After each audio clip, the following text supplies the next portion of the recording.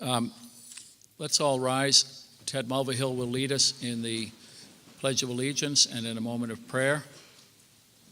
Ted.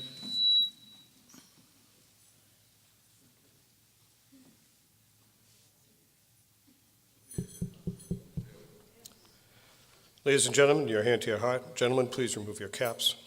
I pledge allegiance to the flag of the United States of America and to the republic for which it stands, one nation, under God, indivisible, with liberty and justice for all. Spirit of the living God, with faith and hope, we trust in your presence. Give us a vision of your plan for our public service. Bless our town meeting with wisdom and discretion. Grant us patience to listen to reports and consider decisions which keep us moving forward. Help us to support one another for the common good of our town and our families, we ask in your name. Amen. Thank you, Ted. Please be seated. A couple of announcements before we get underway. A reminder that the budget books are available out on the tables out in the hallway. Please, if you haven't already taken it, and a great many people have taken them, you could pick it up tonight. That would be great. If you don't pick it up tonight, perhaps you could pick it up at the town clerk's office by Thursday noon, Thursday of this week at noontime. After that, they've got to get them packaged and sent out to the town meeting members who haven't picked them up, but it saves the town money if we don't have to mail them. Also, I want to make a somewhat sad announcement. Brenda Babel, who worked for the town for 49 years, and my dealings with her in over many years was as in her role as secretary of the building department, passed away over the weekend. Brenda was a very nice person to deal with and served the town for 49 years. There aren't too many people who can beat that record. So if you can keep her and her family in mind. Also, there's an announcement on the table about Carillon Tower Tours, May 8th and 9th, 5 p.m. to 7 p.m. in the tower at Town Hall. You would enter the building at the base of the tower and meet at the bottom of the grand staircase. You've got to be able to climb stairs. Photography is encouraged. Everyone will be able to ring a bell. Hosted by Lee Leach, who's a Carillonneur for the town. And last announcement, you may have seen, as you checked in this evening, a form the town clerk's office wants to compile email addresses to enable the town to contact town meeting members in a quick and efficient way. And also, for those town meeting members who want their email addresses available to the public, members of their district, residents of their districts may want to contact them. That can be done also. Many people were notified over the weekend regarding the Article 5 materials because the town had their email addresses.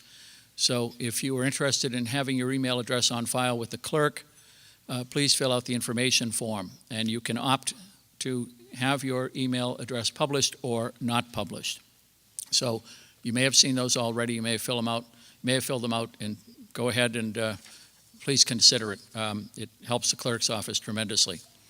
And with that, I have previously announced I'm recusing myself on Articles 5 and 7. We voted on 6 the other night, and so I'm going to turn it over to Mr. Riley, who was elected for the meeting. And is this one dead? Did we decide?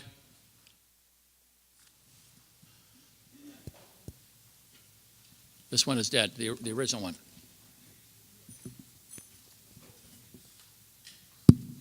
One working. We'll leave with that.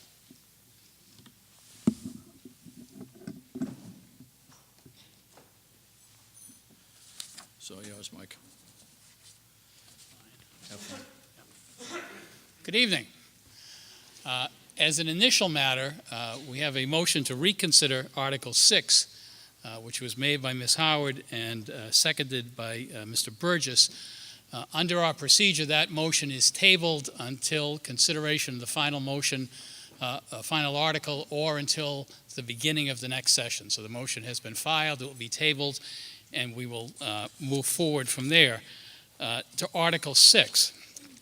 And I'll just tell you as a little background here, the goal, and there's been a lot of discussions and a lot of meetings over the weekend, the goal is to try to get the correct mixed-use overlay in front of the town meeting so that it can be debated and it can be considered, and we wanted to come up with a procedural way to do that appropriately. And the suggestions were, and I have motions as to all of these matters, is first a motion to resume debate on Article 5. That was tabled, and so we need to agree to take it back up again.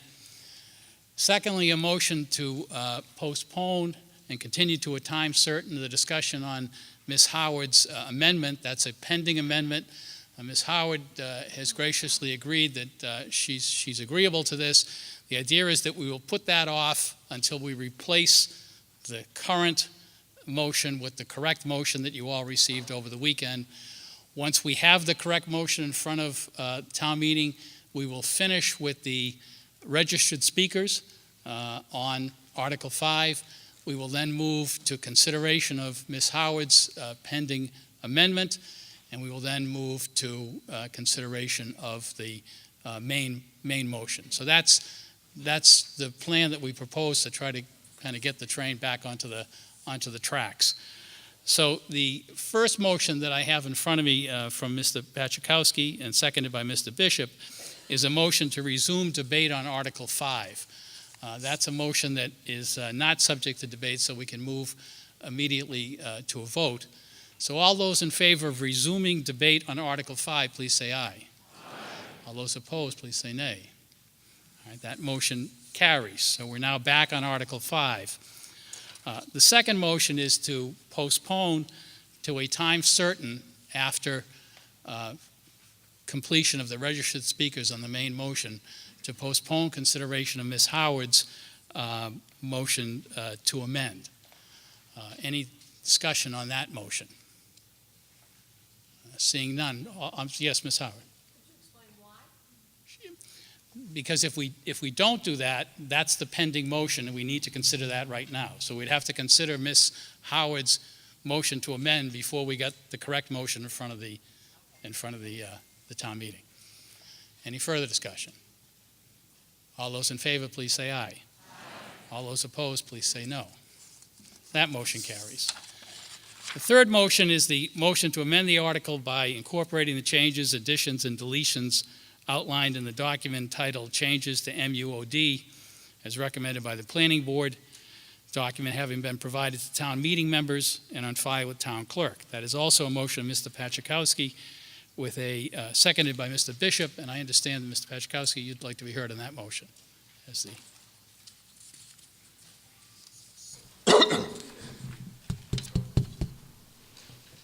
Good evening. Ernie Pachakowski, District 9, Chairman of the Planning Board. First off, I would like to apologize to this body for the confusion last Thursday night. We were embarrassed by it, and it wasted your valuable time. There were, in fact, two versions of the article out there. Some people had a working draft and some a final version. That led to the confusion when questions were asked. We sometimes didn't see the same information, and this led to the delays. Again, I am truly sorry. Secondly, we heard you. This article is too important to Norwood's future to not get it right. A group of town officials, led by the town manager and his staff, the town clerk's office, Board of Selectmen, and the planning office, spent all day Friday and Saturday going over the bylaw, making any and all corrections we could find.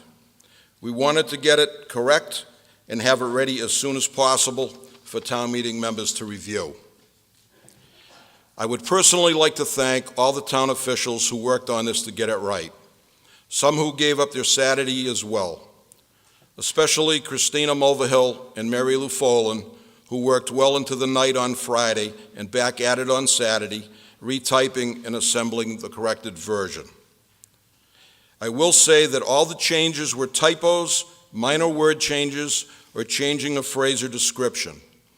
Nothing of substance or intent of the article changed.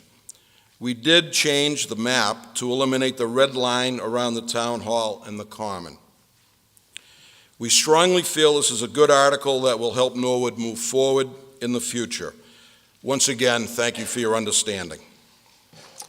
And now, debate, and again, this is only on the motion to amend the motion, not on whether the motion should pass or not, but simply should we consider the version that's now been offered by the planning board. Any debate on that motion?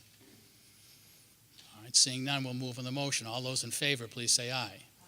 All those opposed, please say nay. All right, that motion carries. So we are now back on Article 5, and we are considering the amended version which was prepared over the weekend by the planning board. And with that, we can go back to the registered speakers who registered originally on Article 5, and I believe the next registered speaker is Mr. Hall.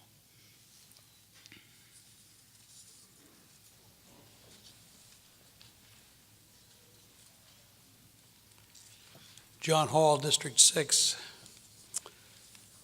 I had a boss who used to say of himself that when he was asked what time it was, he would explain how to build a Swiss watch factory. That's the dilemma that we often find ourselves in with highly complex proposals like this. If you are talking about the trees, it's hard to see the forest. If you're talking about the forest, it's hard to see the trees. We've got talented planners, and they've described a very visionary and complicated set of changes they want to make. And I will leave it to others to talk planning speak about the pros and cons of those. I want to talk about the vision. A bit of history is in order here. The post-World War II expansion of Norwood was the first place where our town historian, Patty Fanning, said, you started hearing widespread objections to apartments. This was about 1950. At 1950, we were about 16,000 population. In 20 years, in 1970, we had doubled to what is essentially our current size, 30,000. And if you are bothered by the idea of adding housing units through apartments, that pretty much was settled 50 years ago. Everything now is footnotes, details, minor tweaks. It is not in our interest to relitigate all of that. But as long as we're on the subject of apartments, there are some myths that circulate about that. I did research for 30 years in the fire protection area, and I can tell you that the risk of fire is actually higher in private homes than it is in apartments. We've had Chief Brooks in here talking about the fact that apartments do not carry a higher risk of crime. I can tell you through research I've done recently that the average household size is actually smaller in apartments in Norwood than it is in private homes. That means no more pressure on the schools relative to what you'd have if the same people had bought houses. So if you're talking about apartments, you're not talking about some alien concept. You're talking about housing units designed to meet the needs of particular residents. As Mr. Halkiotis said earlier, today's new householders, today's new families, new housing purchasers are not looking for homes to start off with. 3 out of 4 of the millennial or the early 20s house purchasers are looking for apartments. It's not that they have to, it's that they want to. And they want to because what they want is a place that's convenient to work, which can be mass transit like our train system, convenient to shopping by foot because they like to walk more than they like to drive. So everything has changed. It's probably useful to think about a vibrant town as being an organism. It's got constituencies that are the organs of the organism. Employers need employees. Buildings need tenants. Merchants need customers. Residents need places to travel to work, places to live, places to shop, places to hang out and have fun. The neighbors and the other residents want something that looks pleasant, and the stewards of the town, another constituency, want something that fits with their sense of the town. One of the things that most impressed me about the proposal that we were shown was the degree of detail of the attention to creating something that from the ground level as you walk by looks like it's always looked. But because your eye is going up over the two-story buildings in front, and you don't notice any difference by the fact that the buildings behind are 3 stories or even 4 stories, because the angle is working for you. So what does that mean in terms of the choice available to us? I think what we have is a proposal that does an extraordinary job of seeing to it that all the key parts of our town, the employers, the merchants, the residents, the stewards, the building owners, everybody has what they need in order to be successful. And we know, because we've been living it, that if they don't have it, they won't come here or they won't stay here. So I think it's in our interest to go along this path, this vision. That's the vision I want to recommend, a thriving Norwood that honors its past but meets the needs of its current population. There is a second vision which I hope you won't pursue. Mr. Hall, you've got 1 minute. That should do it. All right. The alternative vision is Norwood in amber. You've all seen pictures of flies in amber, and it looks like it's been preserved in violet forever, but it's not alive. It's not something real. If we pour amber over Norwood in order to keep it forever unchanging, forever unaltered, we will be creating Norwood in amber, and it will be the death of this town. I'd like to vote very strongly in favor of a future. Thank you, Mr. Hall. Ms. Esco.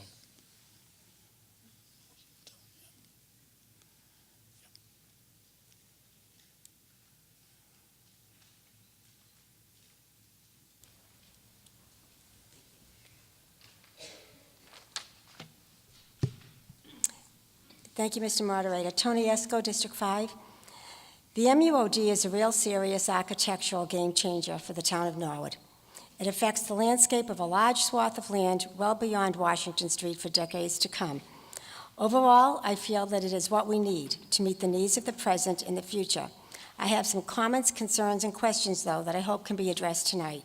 I sincerely thank the Planning Board and their consultant, Ted Brovich, for the work.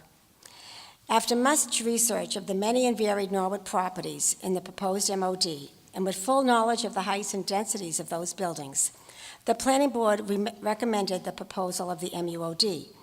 I heard the first presentation to the Board of Selectmen in March and attended the public hearing in March as well.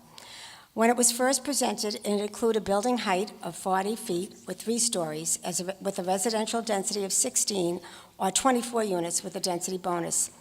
That recommendation seemed reasonable to me, as some of the more attractive buildings, such as the Oddfellow building, fell within that description, with the exception of the Town Hall, of course. It seemed in keeping with a compatible design scale for future construction projects. In preparing the MUOD, setting goals was a priority. The Planning Board set 5 excellent goals for the MUOD, describing how it should function. For example, it should encourage safe pedestrian traffic, connectivity between uses, and promote economic liveliness, etc. There is a well-known saying that states form follows function. So now we have an overlay district zoning bylaw with numerous complex regulations and design standards that describe how the MUOD can be shaped or built out, and that's very good. But we also heard that the initial reasonable building height and housing density recommendations were quickly changed after the property owners felt that the MUOD regulations did not go far enough for them to profit from the expense of redevelopment construction. So then we were handed the updated version in a handout last Thursday to allow for 45-foot tall buildings with 4 stories instead, with a boosted density of 20 units with an extra 32 units with a density bonus. As is often also heard, form follows finance. I can think of some areas that might handle a strategically placed 4-story building, but certainly not the whole area. that is mapped out as the MUOD. But the frustrating reality is that the MUOD is no good at all if property owners don't budge to use it. I've been to many town centers that thrive very well with no 4-story buildings or just with 1 or 2. So here now are my concerns. First, since the MUOD is so complex and must be executed accurately for design compliance, will the planning department and the building inspector's office need to hire more staff soon in order to handle the inflow of work to sufficiently review site plans and offer advisory opinion as stated in section 9.4.3 applicability? Some towns, such as Dedham, have created a book of design guidelines to provide assistance guidance to property owners and developers, and have established advisory committees comprised of professionals with backgrounds in architecture, construction, sustainability, and the like, who assist in reviewing site plans. Is Norwood considering any of those ideas? My second concern deals with using additional affordable housing as a density bonus tool. It seems ironic, if not redundant, to give a housing density bonus for providing even more affordable housing units.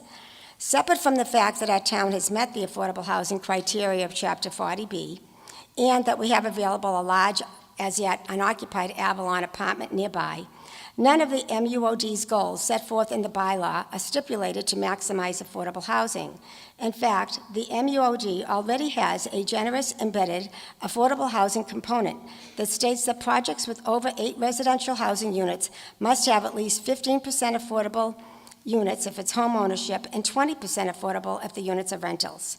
The MUOD must be a financial and economic success that benefits from brisk consumer spending and the collection of market rate rents, while at the same time being an aesthetically pleasing destination.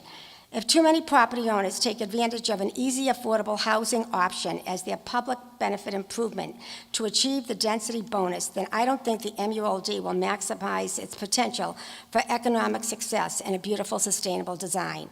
We need to emphasize other important public benefits, such as a variety of small open spaces or streetscape improvements, safe pedestrian pathways, environmental buildings design, historic preservation, or other aesthetic improvements. I strongly disagree with using affordable housing as a density bonus and would like to see it removed from the bylaw eventually. I would like to hear the Planning Board's response to this concern as well. Thank you. Thank you, Ms. Esko. Ms. Bouchard. Thank you.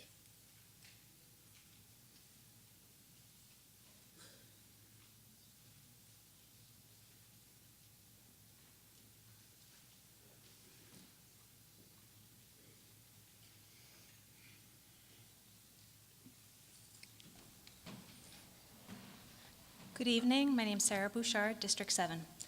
The Mixed-Use Overlay District proposed in Article 5 is a thoughtful approach to generating the reinvestment that our beloved town center needs. The Planning Board, town staff, and consulting team have done a great job crafting a bylaw that adopts both best practices that have been successful in other communities, but is also carefully tailored to the unique needs of Norwood, including, for example, language that protects the historic structures that give our beautiful town its rich character. Mixed-use overlay bylaws are widely recognized as a smart development tool in our state and beyond. In fact, the Commonwealth recognizes sustainable development principles, and on that list of 10 principles, mixed uses in town centers is the very first principle on that list. Simply put, this is a development tool that works. And we know that our local market is responsive to these zoning changes by observing the success that has followed similar bylaws in nearby towns.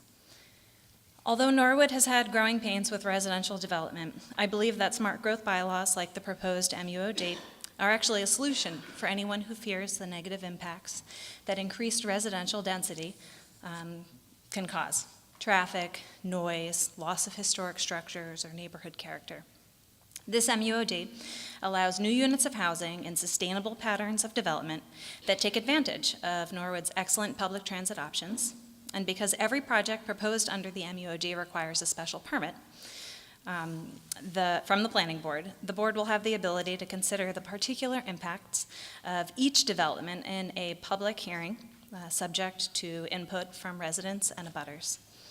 The bylaw leverages these units of housing for the greatest possible good. The bylaw offers incentives for projects that include public benefit improvements, such as green space, parking, streetscape improvements like sidewalks or trees, highly energy and efficient buildings, and affordable housing.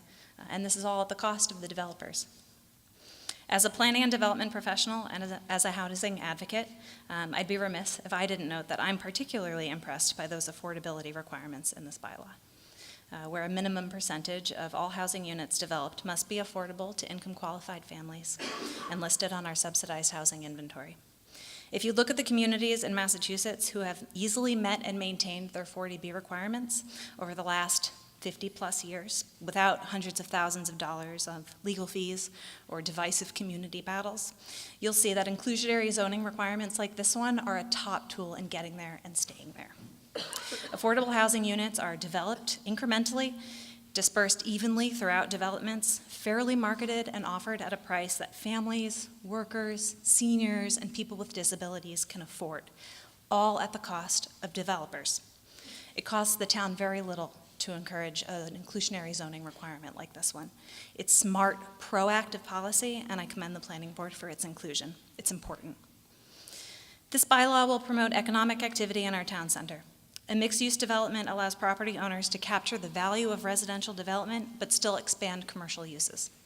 This serves as stimulus to revive our vacant storefronts, strengthen our commercial tax base, which residential homeowners benefit from with a split tax rate like ours, and enhance a vibrant, walkable town center where people live, work, and shop.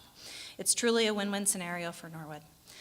I strongly support Article 5, and I encourage you to vote in favor of it as well. Thank you. Thank you, Ms. Bouchard. Ms. Homewood.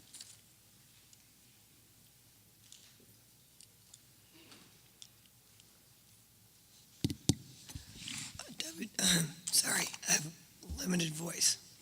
No remarks from you or anything. Thank you. A couple of thoughts on this. Do I love every bit of the article? I don't love every bit of it, but I like the majority of it a lot.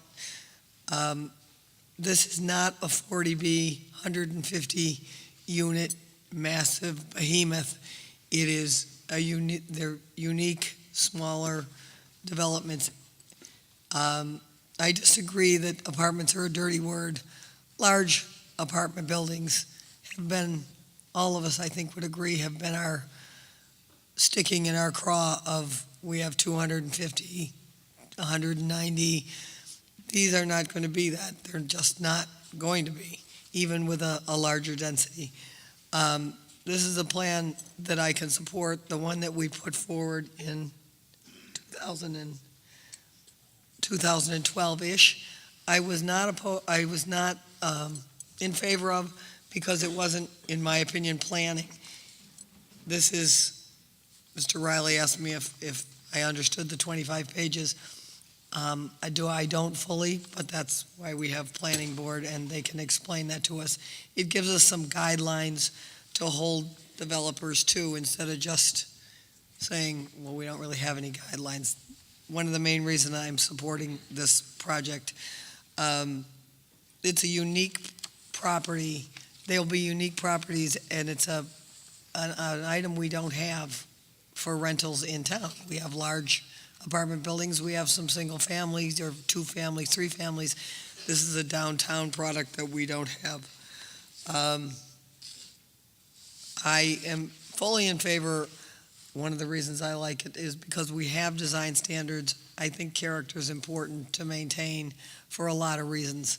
And that's, we didn't rip down Quincy Market. We made it a moneymaker. So, Vibrant. we made it vibrant. Thank you, Ted. That's it. Thank you. Thank you, Ms. Homewood. Mr. Greeley.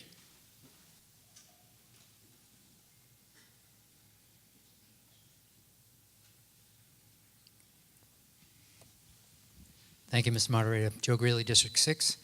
Most of the points, questions, et cetera, I was going to ask have already been fired away and answered, so I'm going to skip down to Chapter 4 here. I just had a couple of questions and comment at the end. I think these are probably addressed to the planning board directly, but I just wanted, first of all, I just wanted to thank everyone who's contributed to getting this package to us. Planning board, the planning department, Mr. Halkiotis, and everybody in Town Hall. I think this is truly an advancement and it's progress.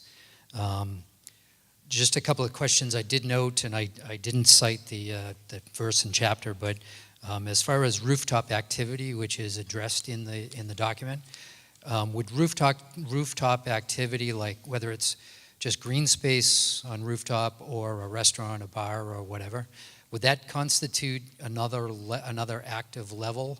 And to what extent would that have to be controlled as part of this? Mr. Halkiotis?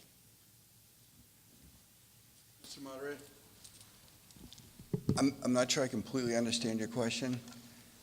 So I can find it in the section, but there was comment as far as the allowance in the document for rooftop activity, whether it's a restaurant or bar or just green space, private green space.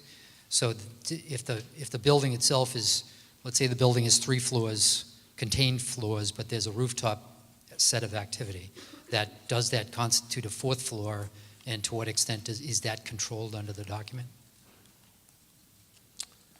So as part of this bylaw, use of rooftops is allowed, and that can be for private open space for tenants or occupants of the building, or it could be open to the public for a restaurant or a bar. That space can count towards the density bonus allowances, that square footage of that space in relation to the lot area. Okay, great. Thank you. My neighborhood consultants tell me that it's on page 23, section 11. So thank you. Mr. Brody is right on top of it. Thank you.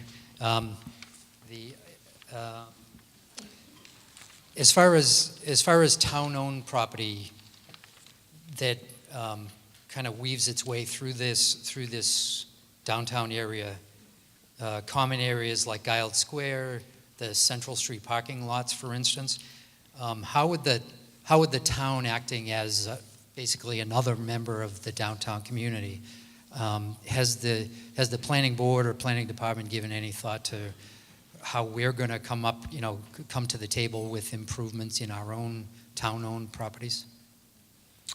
Well, the good news is that included in the capital plan that'll be voted on at the annual town meeting, all of the town's municipal lots are scheduled for some badly needed refurbishing and repaving. And I don't know what that number is. I know it's expensive, but I think that is the town's most recent effort to contribute to improving our downtown area, to provide better quality parking spaces, parking lots for our visitors, guests, and business operators. Okay, thank you. And the last question I had. Mr. Pachkowski, you want to join in here? Thank you, Mr. Moderator. I'm just going to follow up with Paul. I don't know if Sue, if you could get the yellow map up. I think what you're getting at is what's the town's role in this, maybe a little bit? Yes, on the parking lots? Especially like the Central Street parking lot would be a perfect example of Right. What we're trying to do, and we're going to work with the town, again, this is not going to happen overnight. You have to get developers, landlords, business owners involved. Okay, so the overlay district, the goal here is that whatever, say, happens on Washington Street, and we're going to work with the town on this, and I think the town officials are very receptive to this. So if we do something on Washington Street, we're going to do, when the time comes for it to be redone, we're going to do the same thing throughout the district. So if we have nice gooseneck lighting uptown on the streets, that when it comes time to do work on the streets, Lower Day Street, Broadway down in there, we're going to use the same type of lighting. We're going to use the same type of crosswalks. If we do a certain type of crosswalk on Washington, that we'll do it throughout the whole district. So we'll be consistent. If we put a park bench at one end at Lower Day and down by the other corner, we'll use the same park bench. The goal here is to get a nice consistent village or district, so it's not all the flash isn't going to go to Washington Street. We're going to create, hopefully, an entire area or an entire district that will be consistent. And I think the town is on the same page as that eventually. Now, it's not all going to get done tomorrow. We're not going to go change all the streetlights throughout the district tomorrow, but as kind of a rolling progress, as new development comes in, new streetlights need to be put in, things like that, that we'll get to a consistency throughout the entire district. I think that may be your answer. Yep. And Mr. Greeley, you've got a minute left. Okay, thank you. So I'll stop asking questions then. It's up to you. I am, just a comment, I'm definitely in favor of this project. I see this as one of the strategic decisions. We've got, 20-something articles in front of us. All of them are important, but this is truly one of the most strategic decisions that we have to deal with as town meeting members. I think it sets the course for, we're talking about Liggets, and I'm not a Norwood native, obviously, but I know of Liggets, but I've never stepped foot in Liggets. But I want to be able to contribute to decisions tonight that are impactful and could conceivably, be what people remember 30 or 40 years from now as far as people having vision. I think this is truly one of those strategic decisions. I also take the train in the morning, and if anybody needs a refresher on what the town has become, I invite you down to the Central Station, MBTA station at about 7:35. The face of the town is changing. There are certainly a lot of younger people, not that that's discriminatory, but it's just a way of life. Younger people are mobile people, and they want to move, and they want to take advantage of a location.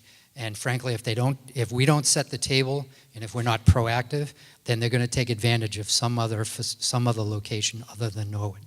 I'm truly in favor of this, and I'd recommend a positive vote by town meeting. Thank you. Thank you, Mr. Greeley. That's the last registered speaker. So at this point, we will move to consideration of Ms. Howard's motion to amend. And I think, just since it's been quite a while since we heard the motion, if I could, Ms. Howard, I'll try to summarize it. And if you think I haven't done that accurately, I'm sure you can help us. Sorry? Yes. Can you get a microphone, please? Could you identify yourself? On District 1. I just wanted to ask a question through you, Mr. Moderator, to the town planner or the planning board. I noticed one of the features of the plans that we looked at our last meeting, 9.413, talked about affordability, and it talked about anything more than 8 units, 15% would be affordable. If they were rental, if they were owner-occupied, it would be 20% affordability required. I don't think this is a point of order. We're going to debate, and you'll have a chance to. I just wanted to know, can I have the change explained to me? At the time we consider the main motion. All right, good. Sorry, thank you. At this time, it's the motion to amend, and as I understand the motion to amend, we currently have a minimum building height of 40 feet. The proposal is to increase it to 45 feet. Ms. Howard's amendment would keep it at 40 feet. Secondly, we currently have a building, and we currently have a maximum in the area of 3 stories. The proposal would be to increase it to 4. Ms. Howard's amendment would keep it at 3. We currently have a density of 16 to 24 units.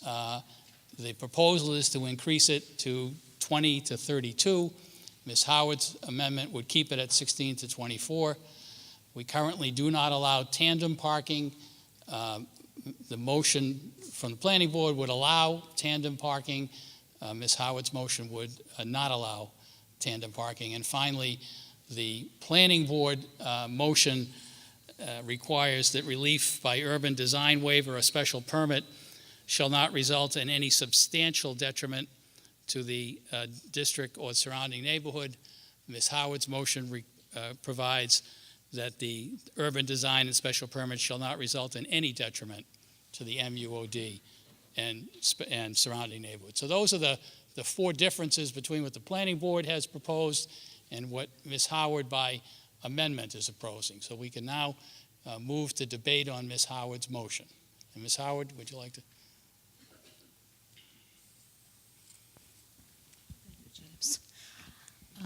Judith Howard, District 3. Earlier today, tonight, I came by and gave Sue some pictures. Earlier today, Mrs. Esco and I went to Dedham, Needham, and Wellesley to take pictures of what their downtown centers looked like. And what we saw, their main street, this is Dedham Center, 2 stories. As you can see along the main street, it's 1 story, which is the retail. And then other buildings in Dedham Square are pretty much the same.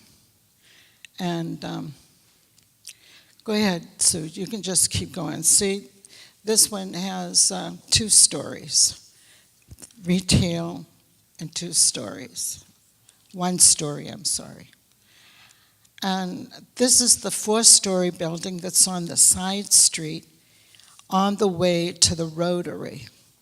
So they have a garage underneath on one point and 4 stories. But it's not on their main street. This is the theater in Norwood, in Dedham Center. As you can see, it has 1 story. The building next to it has 2 stories. And this is Needham. This has 2 stories above it. And some of the other pictures you'll see in Needham Center, it's 1 story above the retail with a little dormer on top. This is Needham's Town Square. They have just done this over. They've removed some of the trees and put in a lot of landscaping so that the town hall is the focus point of their town square. This is on their main street. It is 1-story retail. And this is downtown Wellesley Center. This has 1 story above that. So another street in Wellesley. And the building on the right is the replacement of their hotel that was there. This is 4 stories with a setback. You can see it for yourself. To the left, it's 1 story above retail. But this is not on their main street. This is on a side street. So the point that we were trying to make is, if people were under the impression that I'm not in favor of this, that is completely wrong, because I am definitely in favor of doing something wonderful for Norwood. And this is something wonderful for Norwood, but it does need some changes. And so I recommended on this motion the changes, and I just wanted you to see what some of our surrounding towns do. They're not having 4 stories on their main street. Thank you, Mr. Moderator. Thank you, Ms. Howard. On the motion. Yes, Ms. Numi. Thank you so much, Mr. Moderator, and thank you very much to the Planning Board and everyone in Town Hall who took the time to redo the proposal. You could just introduce yourself, thank you. Oh, sorry, Kelly Numi, District 5, that would be good. My question is, how many acres of land are we talking about? What I'd like to figure out is what the difference in housing units actually would be from what Mrs. Howard's projecting if we maxed it out to what actually will happen. I don't think it's that tremendously amount of difference in apartments based on the square footage we're talking about or the area we're talking about. But how many acres is that area?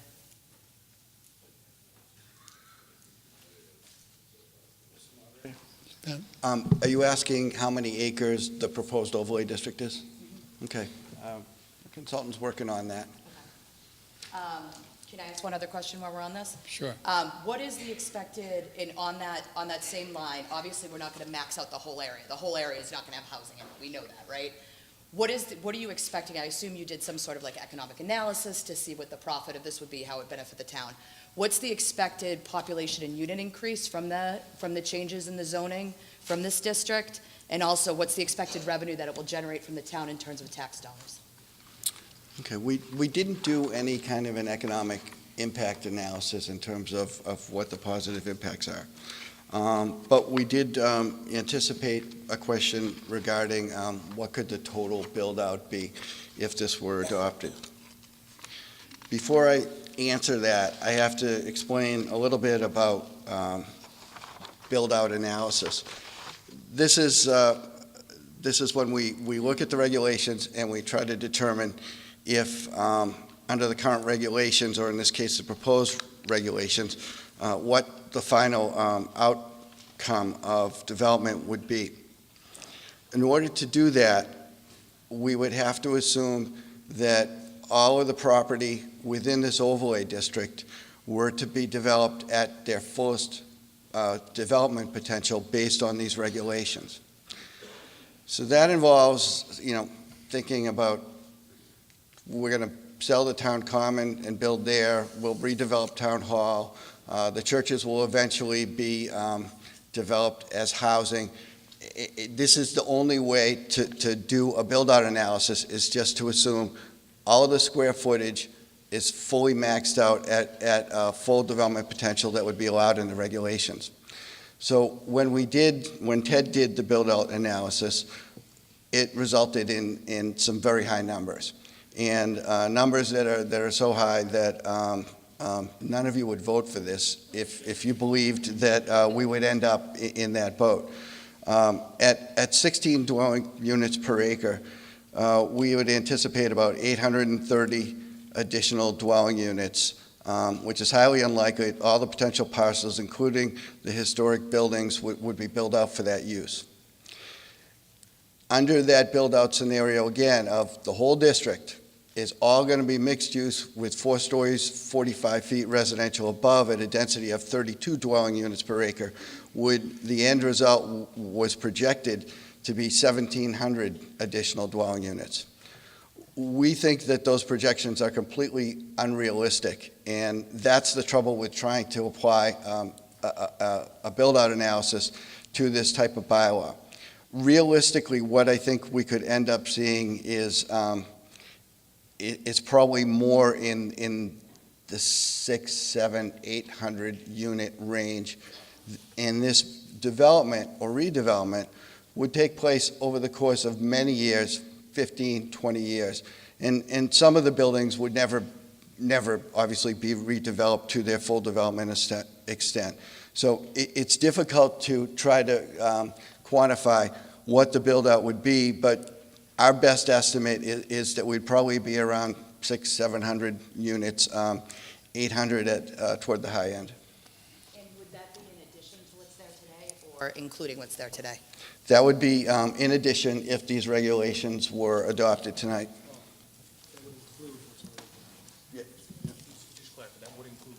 Yeah, so there's already 300 dwelling units in town, and so that would be in addition to what's already here. Okay. In the overlay district downtown. It includes those. Yes. Okay, so that does include this. And then what percentage, the last question is, what percentage of that land is publicly owned versus privately owned? Obviously, the public land wouldn't actually be developed on. We didn't conduct any analysis. Obviously, the public spaces that you know about, the town hall property, the civic center, the town green, but public spaces also include all of the public ways and sidewalks. And we did, as part of this, we didn't try to quantify what that land area is. Okay. Parking lots, yeah. Yep. Okay. Thank you very much. Yes, in the back there. Jeffrey Kai, District 7. Through you, Mr. Moderator, I'd like to, the Zoning Board of Appeals and the Planning Board to mention what the vote was on this particular measure. Well, the motion that we're considering now is the motion to amend. So Right. there hasn't been a vote on that.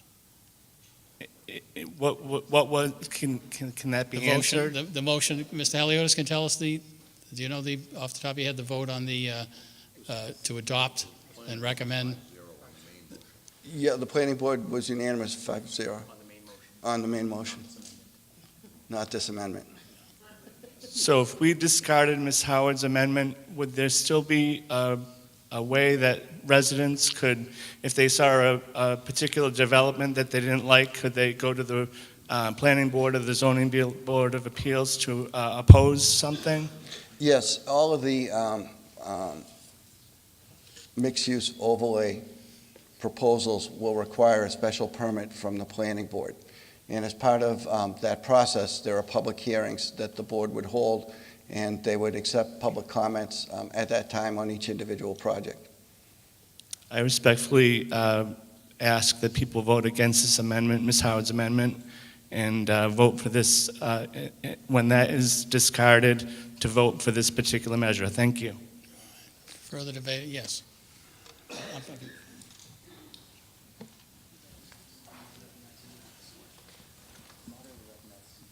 Julie Donnelly, Matthews, District 3. I really appreciate Mrs. Howard's really thoughtful amendment, and I can tell that it really comes from a place of love for the town. And I really appreciate all the pictures that she sent, because I sat here last time and we were talking about Dedham, and I said, well, you know what? The main street in Dedham doesn't have 4 stories. It doesn't even have 3 stories. And what they've done so cleverly is that they've done these new gorgeous buildings that are higher around the corner. And without disturbing the main street. And I think that's really beautiful and clever.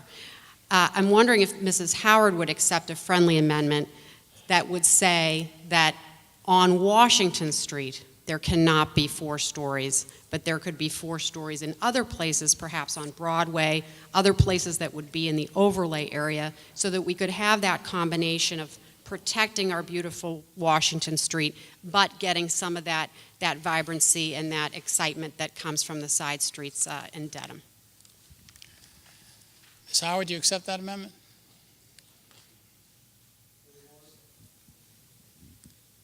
Let me get an answer to this question Thanks. first. Judith Howard, District 3. Actually, that was the plan. So Because, you like- accept, we don't need a presentation, I just need to know, there's No, been no, a, I understand that. But I think that's an excellent idea. People were mentioning 4 stories down by the railroad station, which is at the end of the map over here. But for Washington Street, we do want to preserve the historic beauty of the main street in town. so you would accept an amendment that the provision in your motion that existing buildings, oh, I see what you're saying. You're absolutely right, Ms. Howard. The motion is the height of the MOD and central business in the town of Norwood shall not exceed the height of any existing building on Washington Street. Right. All right. So the She's right. friendly amendment is to limit the limitation on 3 stories to only Washington Street. Do you accept that Sure. amendment? Why And Ms. not? Iasko, do you accept that as the seconded? Okay, so that becomes the motion now. The motion is that the limitation on 3 stories applies only to Washington Street. Washington Street, and actually, if you don't mind, around the town square. Well, that's not then the amendment. So your Right, I option know. is She either to didn't accept the requested amendment or not accept it. Yes, You do yes, I accept it. All do right. accept that. Fine. So now Can we have I an- even add some, can I add anything to that? Not at this point. We have an amendment, and that I amendment's won't been push my amended. luck. And we have further debate on Ms. Howard's pending amendment as amended. Mr. Pachakowski. What's that?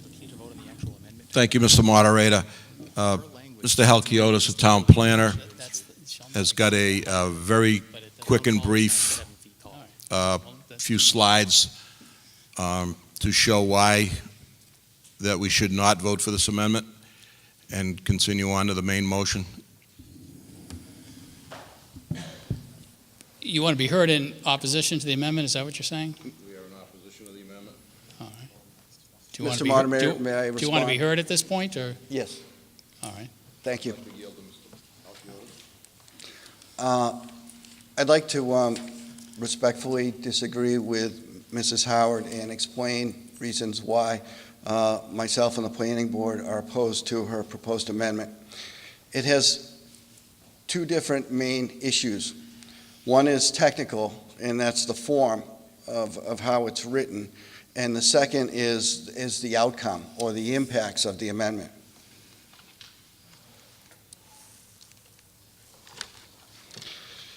The zoning bylaw must have a specific maximum height number.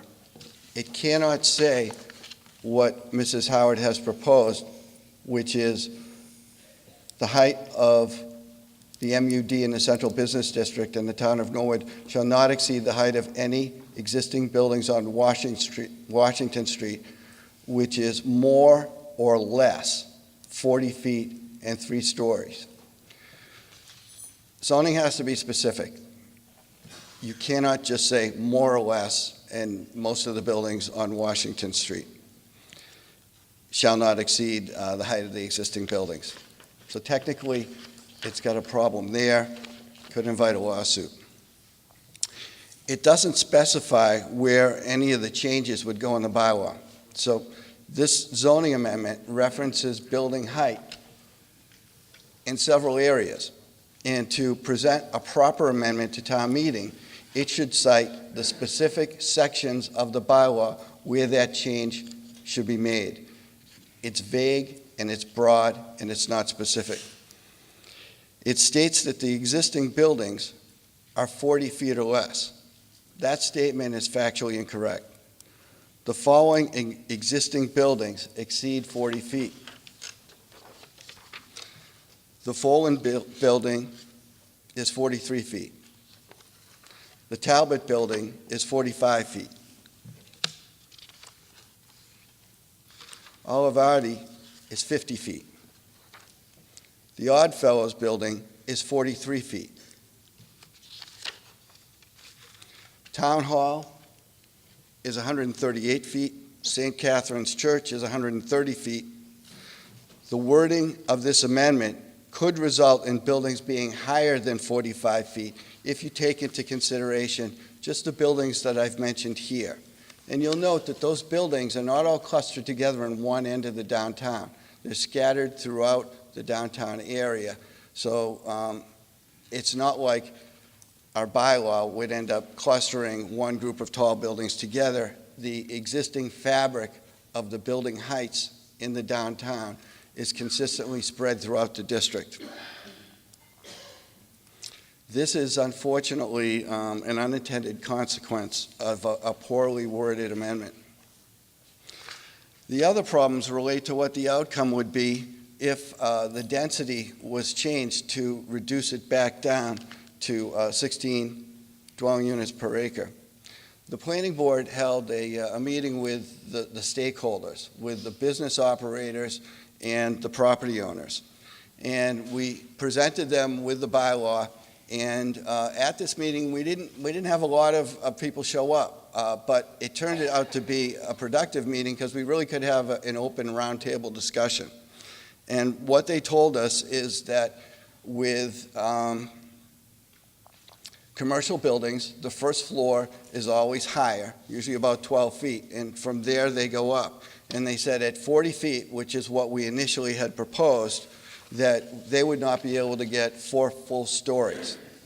They then went on to tell us that basically the 4th floor is where they would get their profit margin. They said we could add a second story or a third story to an existing 1-story building, but that's the break-even point.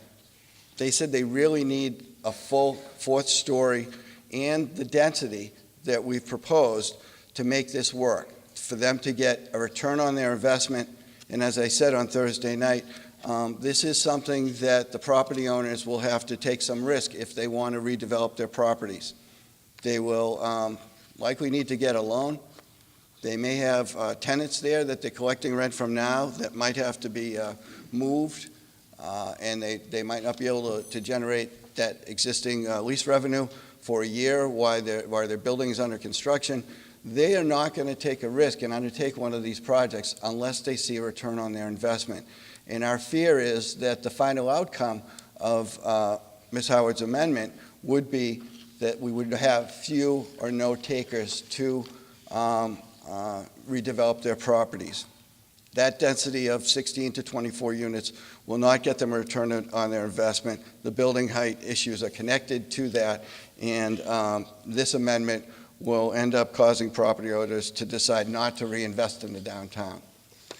With respect to our neighboring communities, we did do some research in some of the neighboring towns. It's my understanding that there's a 5-story residential building in Walpole currently under construction near the train station. Our research into what goes on over in Dedham is that they don't have clearly published in their zoning bylaw hard and fast dwelling unit per acre numbers. They handle it through a floor area ratio, and we were told that one of the projects that's under construction now has 57 dwelling units per acre. So when you do look at our neighboring communities, we see change going on, and we don't see that change here. This amendment, if it's passed, will deter what our goal is, and that is to foster redevelopment of the downtown. Thank you, Mr. Aliotis. Further, Mr. Plasko.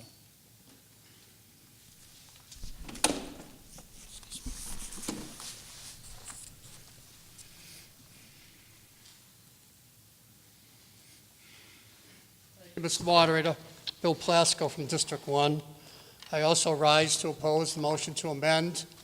Mr. Halkiotis just took most of the wind out of my sail, but for the technical and practical reasons that he mentioned, this amendment is really out of order and unenforceable.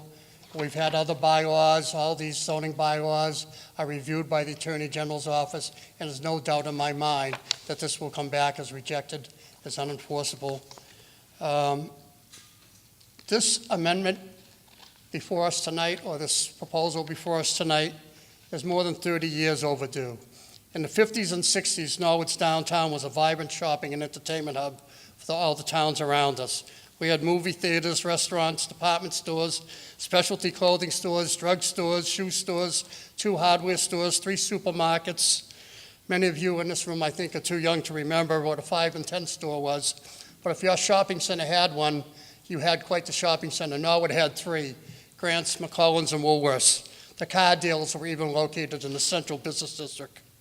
In the 60s, the advent of the indoor malls, and then in the 70s, the box stores, in the 90s, online shopping, were the demise of our Norwood shopping center and shopping centers all around the country. In 1982, I became an employee of the Norwood Housing Authority and a member of the National Association of Housing and Redevelopment Officials. And through that, I learned through workshops and professional pamphlets and documents of a new trend, residential infill zoning. It was occurring in the 80s and the 90s to revitalize local downtown business districts. It was happening all around the country. In 1998, Norwood had a professional study done that recommended this strategy for our downtown. This was one of 4 studies that we have spent money on to try to figure out how to improve our downtown. The town planner, Steve Costello at the time, prepared a zoning bylaw. We looked around and saw other communities like Waltham and Wellesley, Lower Falls had already done this change to their zoning to allow infill overlay zones. It had worked there, and it has worked today. In 1999, the planning board agreed, the selectmen agreed, and they brought forward the downtown residential overlay district. The concept was simple. Return to the days where the downtown had a healthy mix of commercial and residential uses. However, making this happen was more difficult than it sounded. Density proved to be the biggest resistance of this proposal. We heard unsubstantiated claims that more people and buildings would be detrimental to the area. In zoning, what does detrimental mean? Is it one more person, one more car, one more floor in a building? This was and is unclearly defined term and unrealistic condition. The motion passed with a strong majority, but failed by 4 votes to get the required 2/3. I got elected to Board of Selectmen in 2000 on a campaign to revitalize Norwood Center. We made great efforts. Town Manager John Carroll, Mr. Costello, our state rep. We were able to acquire $2.8 million in 2 different Public Works Economic Development grants. We revitalized the downtown roads, sidewalks, put in pavings, trees, sign improvements, and Washington and Central Street. Mr. Costello was able to get 3 additional sign and facade grants to assist the property owners and business owners to improve their facades and their signs. We hired a downtown manager to try to coordinate activities. We also led the effort to request 3 additional beer and wine licenses specifically for the downtown to try to encourage restaurants. And then we needed 3 more. The measures started to work. The downtown empty stores, numbering 18 at the time, started to fill up. New restaurants were beginning to bring vibrancy to the area. Unfortunately, these efforts were not enough. Our downtown still was not positioned to survive the economic downturn and the competition from those large box stores and online shopping. So in conclusion, we are really back to where we were in 1999, and at least 20 to 30 years behind the rest of the country and our neighboring communities in using this method of promoting residential living near the downtown area. This is a proven blueprint to revitalize a tired downtown. It provides incentives for investors to improve the buildings and amenities, resulting in a vibrant area we can be proud of and an increased tax base to boot. As the planning board chairman at the time, Paul Donahue, commented back in 1999, other communities, both nationally and locally, have recognized the importance of promoting residential infill development to enliven the downtowns. Why not Norwood? I implore you, please pass this and let's move our community forward. Thank you, Mr. Moderator. It's in the rear.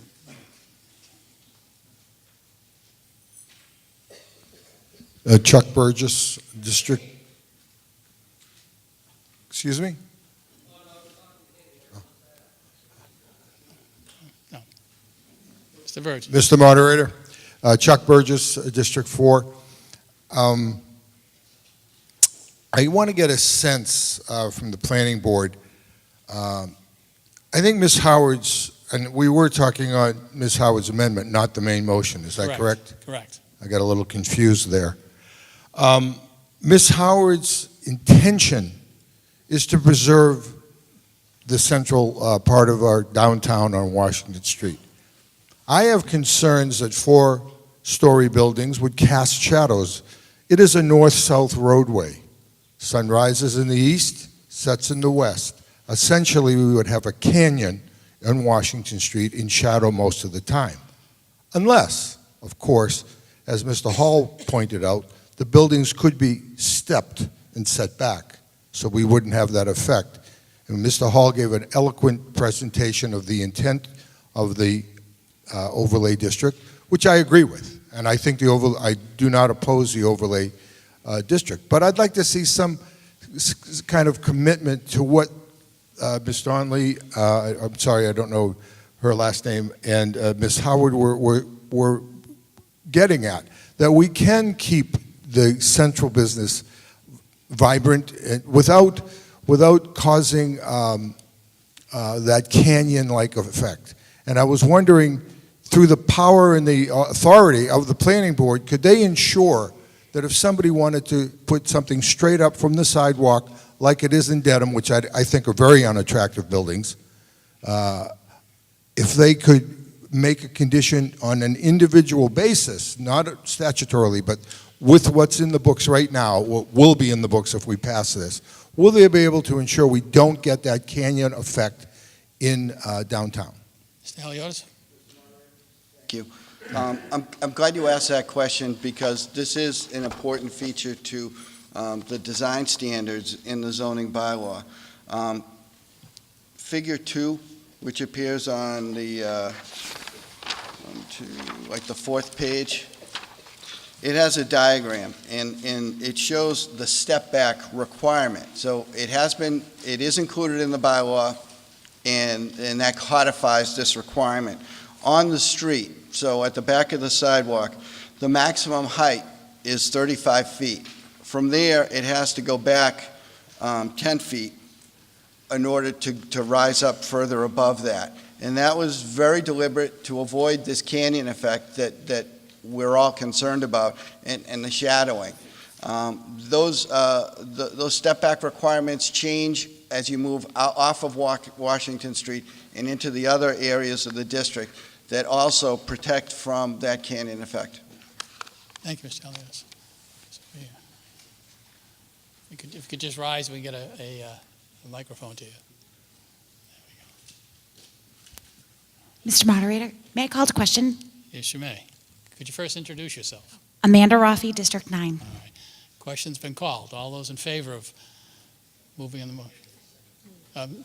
Is that seconded? Thank you. Motion has been made and seconded. All those in favor of moving the motion? Aye. All those opposed? All right. That motion. So we're now voting on the motion to amend the main motion as it was amended. So it's Ms. Howard's motion amended to apply this is a majority. This is a majority. So all those in favor of the motion to amend, please say aye. Aye. All those opposed, please say nay. No. All right, the motion fails. So we now move to consideration of the main motion as amended. So debate on the main motion. Mr. Easy. Can we get a microphone down here?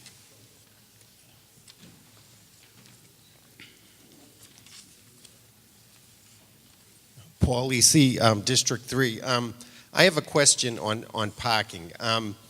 Is it possible, I did ask her if we could just pull up one slide. It would just be so much easier for me to explain. So 99 Central Street, it's a slide that is in front of us. We all know it well. It's Norwood Theater's in the center.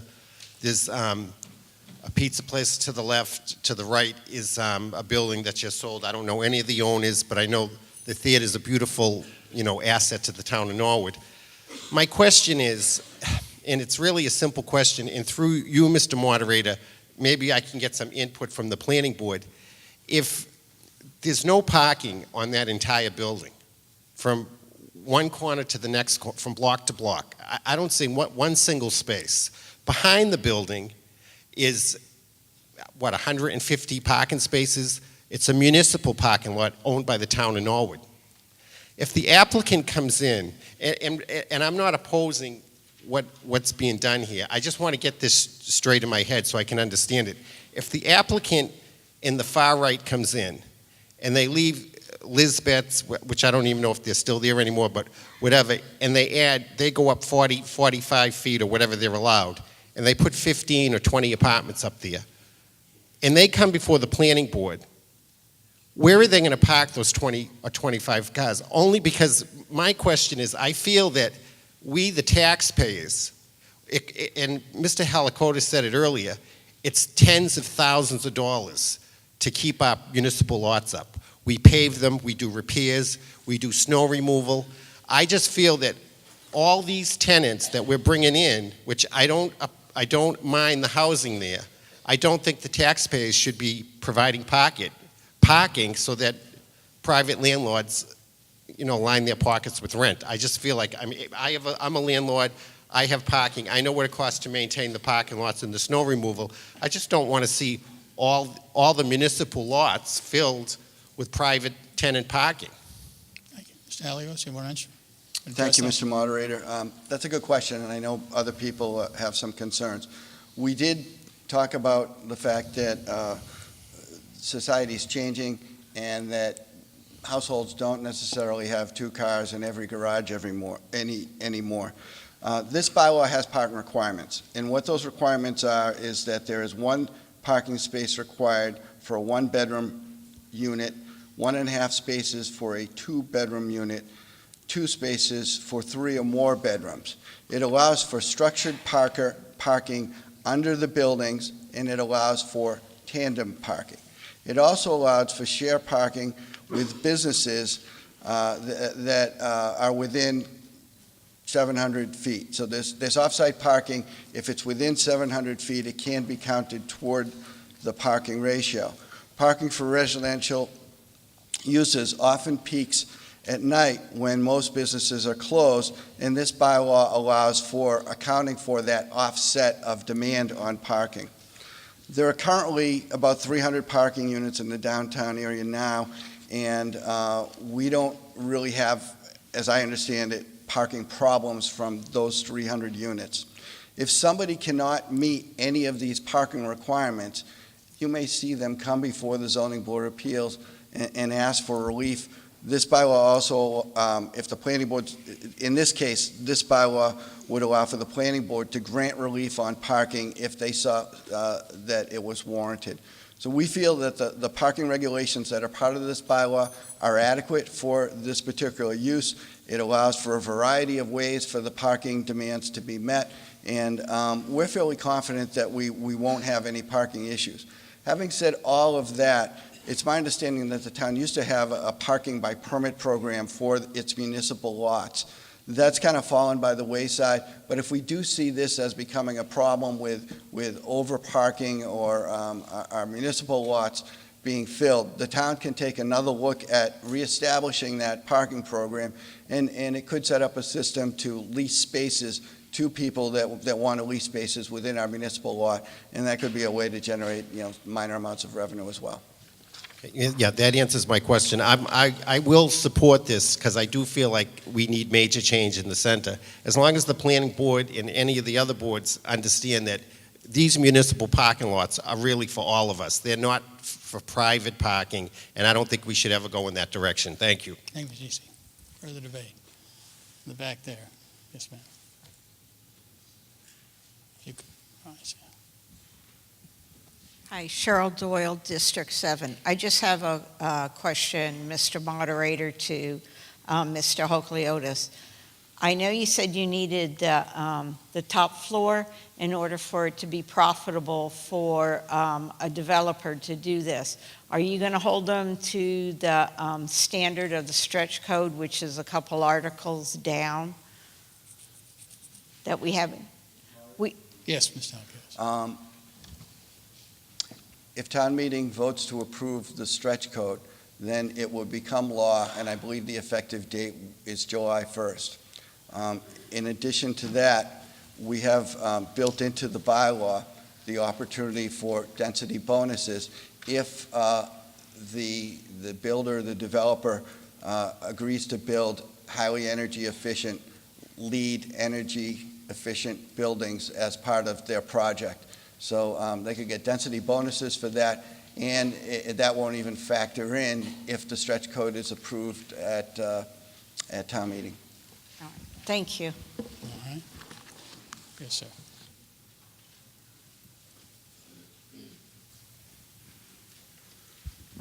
Mike Thornton, District 1.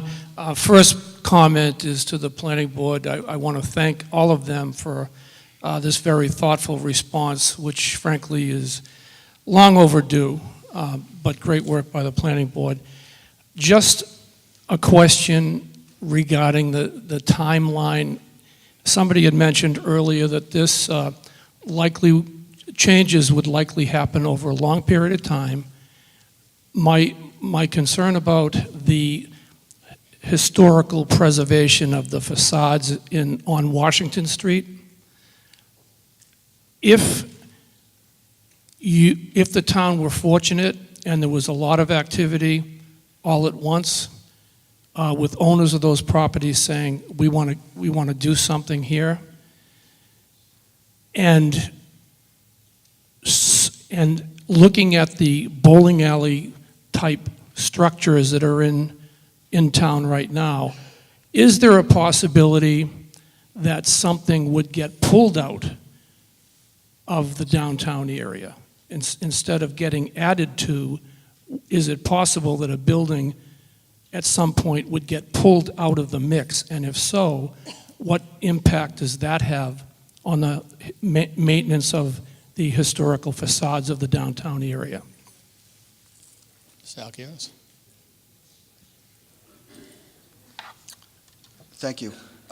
It's very possible that buildings will be demolished to make way for new buildings to be constructed.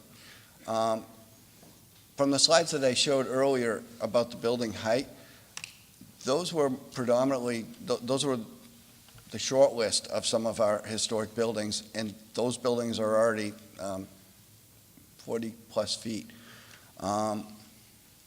We don't have the ability to prohibit someone, a property owner, from demolishing even a historic building.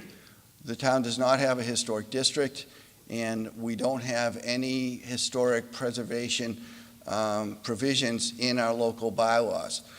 This bylaw, if it's passed, will be our first legislative effort to try to preserve those historic buildings. And this could become challenging when a developer might want to tear something down that we don't want to see tear down. And that's where and they might say, well, it's not structurally sound enough to keep the old building up in place. And when we get in those situations, we will call in Mr. Schubert and we will ask for a professional opinion about whether or not we think a building could be preserved if a developer is telling us they want to tear them down. But right now, honestly, we don't have any regulations, we don't have a historic district, and we really cannot prevent these buildings from being raised if a property owner wants to propose to do that. Mr. Moderator, just to follow up, looking at your collective crystal ball, do you see that as a likelihood or just a passing chance? My guess is as good as yours. You've been here a lot longer than I have. It really all does depend, and a lot of it depends on the numbers. When they bring in their builders who are doing these estimates of it'll cost this much to preserve it, it'll cost that much if we knock it down, it will be a case-by-case basis. It's really hard to project. It's safe to say that there are going to be some buildings in the next 20 years that may come down that people won't want to see come down. But we don't have any regulatory authority to force that. Thank you. Thank you, Mr. Thornton. Yes, Ms. McQuaid.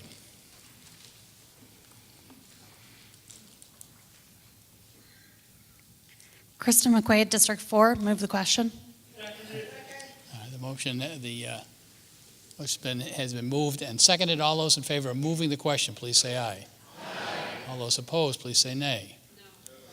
All right, the motion has been moved. So this is a vote on the main motion as amended. Although this requires a 2/3 vote, so let's start with a show of hands. All those in favor of the amended motion, please say aye and raise your hands. Aye. All those opposed, please say nay and raise your hand. All right, we have one vote in opposition. We have far in excess of 2 votes in favor. So the motion has carried.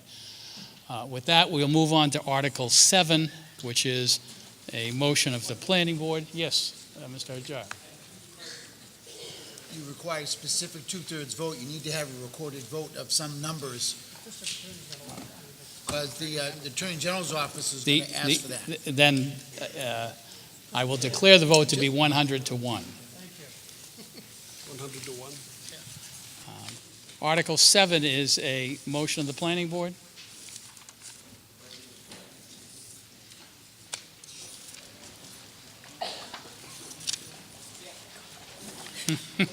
He's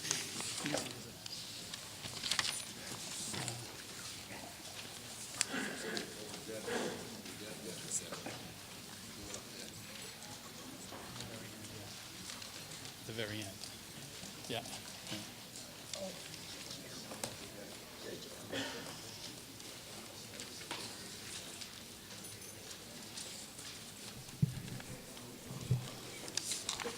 Article 7, recommended by the Planning Board, voted that the town hereby enact a temporary moratorium on the insurance of any new permits for the open lot storage of motor vehicles on accessory storage lots, excluding properties on Route 1, to be in effect until June 30th, 2020, as set forth in the warrant. Recommendation of the Planning Board on open lot motor vehicle storage moratorium.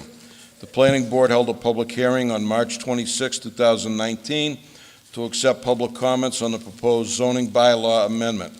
Approximately 7 people attended the public hearing. 2 people spoke in favor of the article. 1 person spoke in opposition to the article. 1 person asked questions and recommended changes to the article that the board agreed with. The planning board voted unanimously 5-0 to recommend approval of the article as amended. Mr. Moderator, at this time, the town planner will give you the details of the article. Thank you. Mr. Halkiotis. Thank you, Mr. Moderator. The town currently has 10 active approved open lot vehicle storage lots.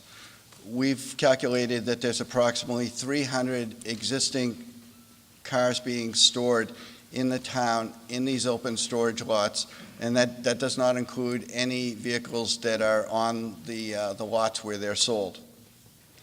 We have over 44 total acres dedicated to open lot storage currently. There are 40 total dealerships, Class 1, Class 2 dealerships, and 22 cars, 22 of them are along the Route 1 corridor. I've been here 5 years next month, and we've had 3 of these open lot storage applications, and I didn't add them up, but hundreds and hundreds of cars have been approved just in the last 3 years from those applications. That's what we call a trend. And the trouble is when we see a trend that doesn't benefit the town, we need to try to address it.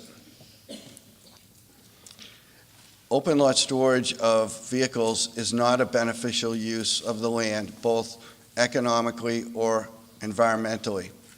Open lot storage lots don't create jobs.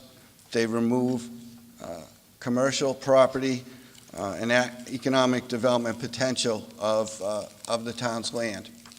As you know, the commercial properties pay twice what residential properties pay for real estate taxes, and removing these properties from the tax rolls because they have no improvements, no buildings, isn't to the town's best economic benefit.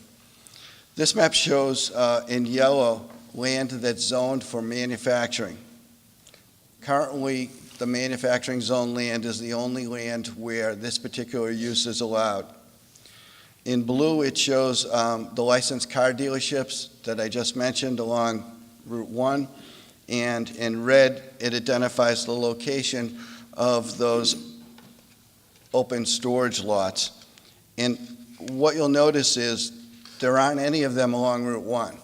And when the planning board held hearings for the last open lot storage project, we heard residents get up at the public hearing and say things like, the auto mile is supposed to be a mile long, not a mile wide. These red parcels that are identified in this map aren't along the auto mile. And that's part of the problem. And this problem also has a facet of public safety and traffic safety. The railroad creates a barrier so that the large car carrier trucks can't go under most of the railroad bridges, and that sends them in a circuitous route through town onto our local streets that weren't necessarily designed to accommodate heavy truck traffic like that.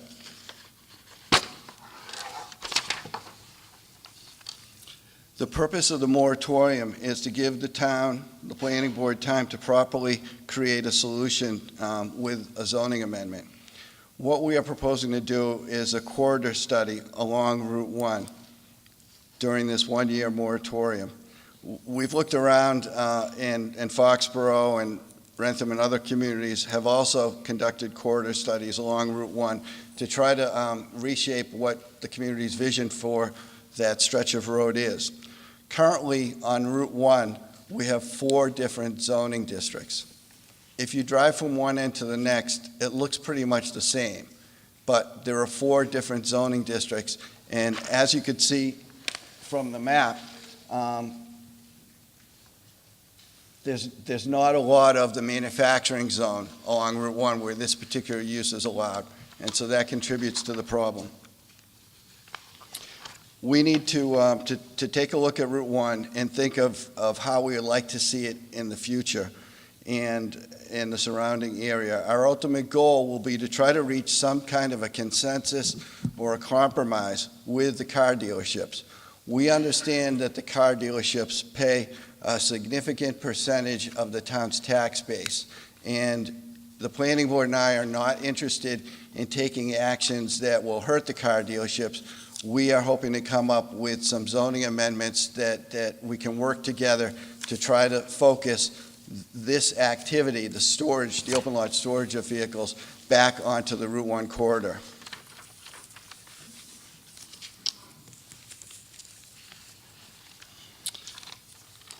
There are various concerns with these lots in terms of the environmental impacts, in some cases involving clearing open land and paving it, stormwater impacts, the circulation throughout town and the traffic from car carriers coming and going and unloading at these lots, and the overall appearance of acres and acres of parking lot for cars being stored.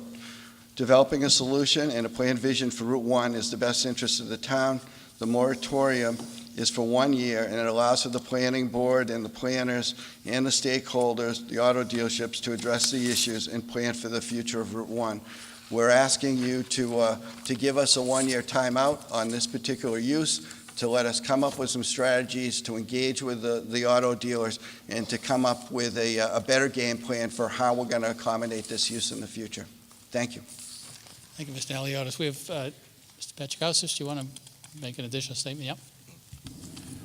Ernie Pachakowski, District 9.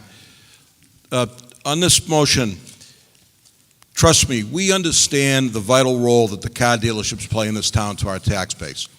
And we are not out to hurt the car dealerships. But what has happened is that because we have so many dealerships, one of the accessory uses of a dealership is they need to store cars. And we only allow them in the manufacturing district. As Mr. Halkiotis said, one of the goals of this motion is to take a real hard look at Route 1, maybe get a consultant in here, look at Route 1 and how we can rezone it so we can park cars on Route 1. We can only do it right now in one of the 4 zones. People have come into the office, into the planning office, and have asked us to look at rezoning parcels of land so we can park cars for dealerships that are not in Norwood. Okay, I can tell you exactly, and you know, I believe Prime and Westwood was one of them. The Westwood doesn't have that much land to do this, and I'm kind of the idea that, you know, we've been very good to car dealerships and we've allowed this over the years, but I personally don't want to be taken advantage of. And right now, you know, one of the lots we're storing Teslas. And please tell me if there's a Tesla dealership in Norwood. There is not, but we're storing Teslas in Norwood. And I think we've kind of reached the saturation point. So we really need to take a hard look at where we do this. We're really not out to hurt the dealerships. We understand the vital role they play in this town. But we've got to kind of rail this in. And one of the biggest things is looking at our Route 1 corridor and looking at and maybe doing some real serious rezoning there to allow for some storage down there and other things. You know, it doesn't look on the map, it doesn't look as bad as it is, but the one thing that I hear from people is, you know, we got cars parked everywhere. So the visual, I think, is sometimes worse than it shows on the map. So give us a year. The planning board would like to sit down with the zoning board of appeals, who's another granting authority here, the building inspector, invite the dealerships in, and come to some kind of collaborative so that we can come back. Now, can we get it all done in a year? Maybe not.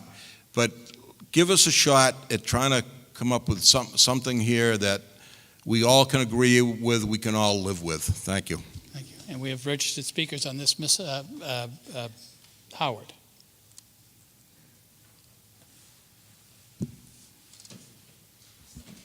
Thank you. Judith Howard, District 3. According to Article 7, the Planning Board recently conducted a study which indicated there are over 40 acres of land being used for the open lot storage of motor vehicles, and as a result, vehicles from out-of-town dealerships are now being stored in Norwood. Just recently, the Zoning Board of Appeals approved the open lot storage of about 700 unregistered cars for an auto dealer on property at Everett Street and University Avenue. Permitting this does not generate any revenue for the town. So, an acre of land is 43,560 square feet. Because parking spaces are usually 10 by 18 or 180 square feet, it allows for 242 cars, assuming they are parked in the tandem style or the whatever. However, while the article states approximately 3,000 vehicles are presently stored, I just did the math, and according to my calculation, let's say 200 cars are stored per acre. Multiplied by 40 acres minimum, that would mean that 8,000 unregistered vehicles are stored in the open lots in Norwood, not 3,000. So if the town charged $1 a day for 365 days, and you probably can't even do that, for 8,000 cars, that would bring in almost $3 million a year. I know, some of you are going to laugh, right? I initially suggested $100 a car annually, which would bring the auto dealers most likely would pass on to consumers, and that would bring in $800,000 a year to the town. The auto dealerships make a very good profit. But like Norwood Airport, the auto mile is a major asset to the town, so they both should bring in much more revenue than they do. But here are some things. 1, the town should specify the maximum number of vehicles permitted per acre. And if the auto dealers exceed that number, then a penalty must be imposed. 2, the town of Norwood must have a hold harmless agreement with each auto dealer, who must be held responsible for any lawsuits. 3, there must be a device, such as an electronic gate or something, that measures the coming and going of vehicles in order to charge the fee. Maybe it's just an annual fee, who knows? 4, protect the town from any liability pertaining to this article.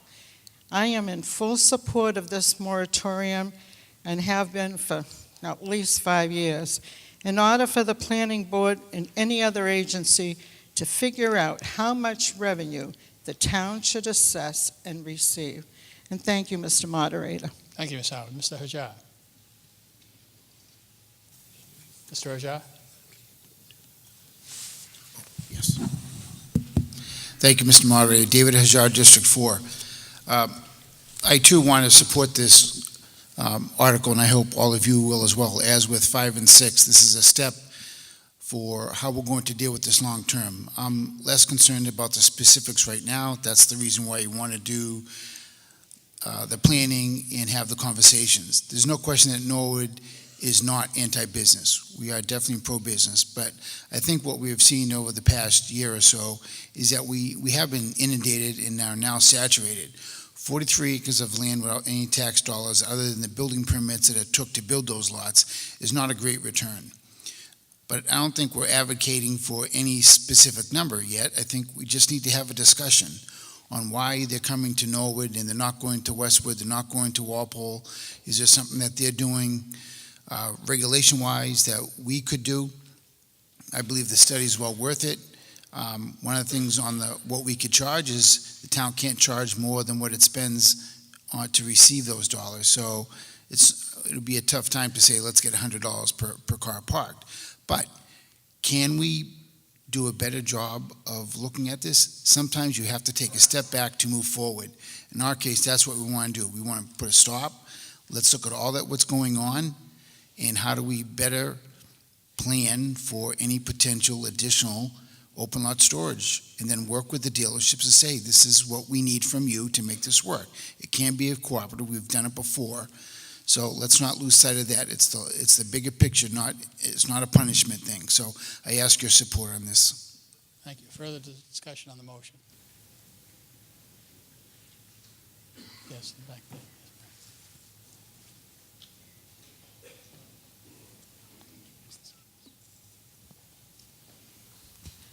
Nora Zaldivar, District 1. I'd like to move the question. Motion's been moved and second. All those in favor of moving the motion, moving the article? All those opposed? The motion carries. So this is a vote on Article 7, the one-year moratorium. This is also a zoning matter which requires a two-thirds vote. As an initial matter, all those in favor, please say aye and raise your hand. Aye. All those opposed, please say nay and raise your hand. Okay, raise the hand again for the nay. So that's a vote of 100 to 1. The article passes by the necessary two-thirds. With that, we're going to make Mr. Hearns go back to work.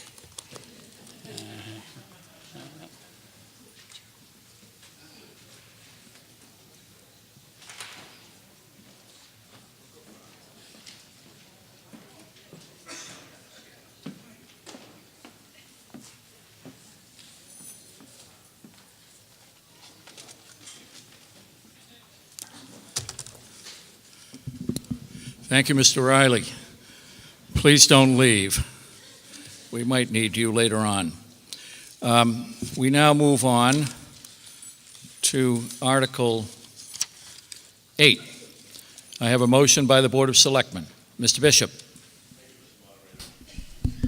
Recommended by the Board of Selectmen that the town will enact Chapter 48 of the Norwood General Bylaws entitled Stretch Energy Code for the purpose of regulating the design and construction of buildings for the effective use of energy pursuant to Appendix 115.AA of the Massachusetts Building Code, 780 CMR.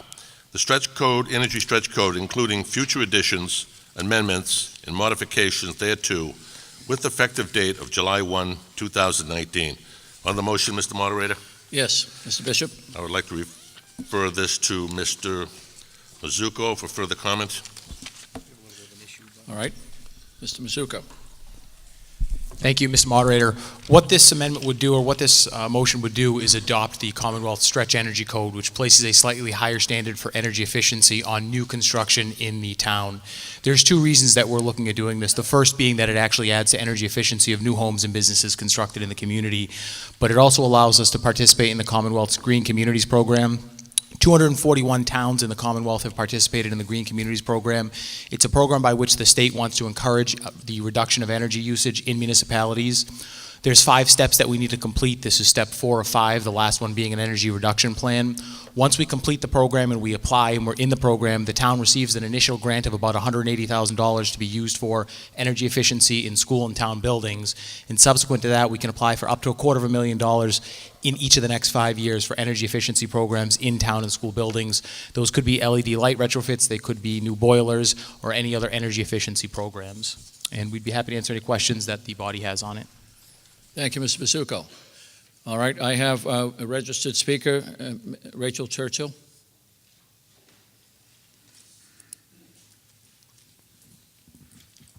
Thank you, Rachel Churchill, District 5. I just want to express my appreciation to everyone in front of us for their work on all of these articles and also their assistance helping me understand the substance and the procedure involved. I greatly appreciate it, particularly the town manager, the town planner, the building inspector with respect to this article. I spoke with Mr. Mizuko because I was particularly intrigued by the potential to be designated for a green community. And I think it's a really excellent opportunity for us to receive state funds to increase our more effective energy for town assets. And with respect to this particular article with the building code, there's only a fairly modest increase in expense in order to reach this increased energy savings, with the obvious benefit that the cost of energy over time will more than pay for itself for that small increase in the expense.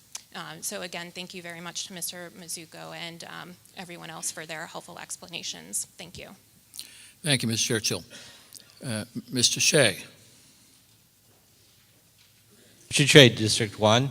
I'm in favor of the motion, but I was just wondering through you, Mr. Moderator, if someone could point to a resource for homeowners and business owners to understand, in sort of layman's terms, the changes and goals of the Stretch Energy Code. If not necessarily at this time, but at some time soon, make that available to people. Thank you. Mr. Mizuko. The Commonwealth's Green Communities Division maintains a website through the Department of Energy Resources that has a lot of information on the stretch code, its actual application, implications. They have a number of scenarios for your home, depending on the type of heating source and what kind of savings you would see. But it's important to note that it's for new construction. So those of you who currently already own your home, you're not actually required to do anything. It's only if you were building your home new, building a new home. Thank you. Mr. Brody.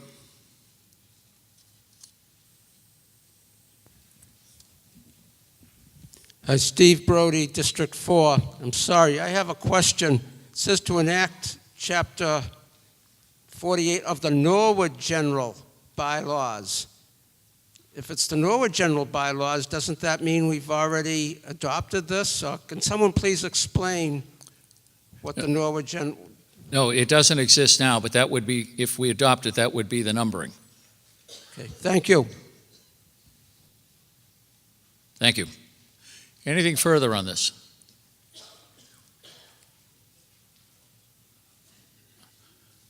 Up, Mr. Donnelly? Mr. Moderator, Bob Donnelly, District 5. I was going to move the question. I couldn't find anybody to speak, but thanks for moving the question. We were going to get there. That was seconded. On moving the question, all those in favor, please say aye. Aye. All those opposed, please say no. And we move to a vote on this. Now, this involves a general bylaw of the town, not a zoning bylaw. Therefore, the quantum of vote is a simple majority.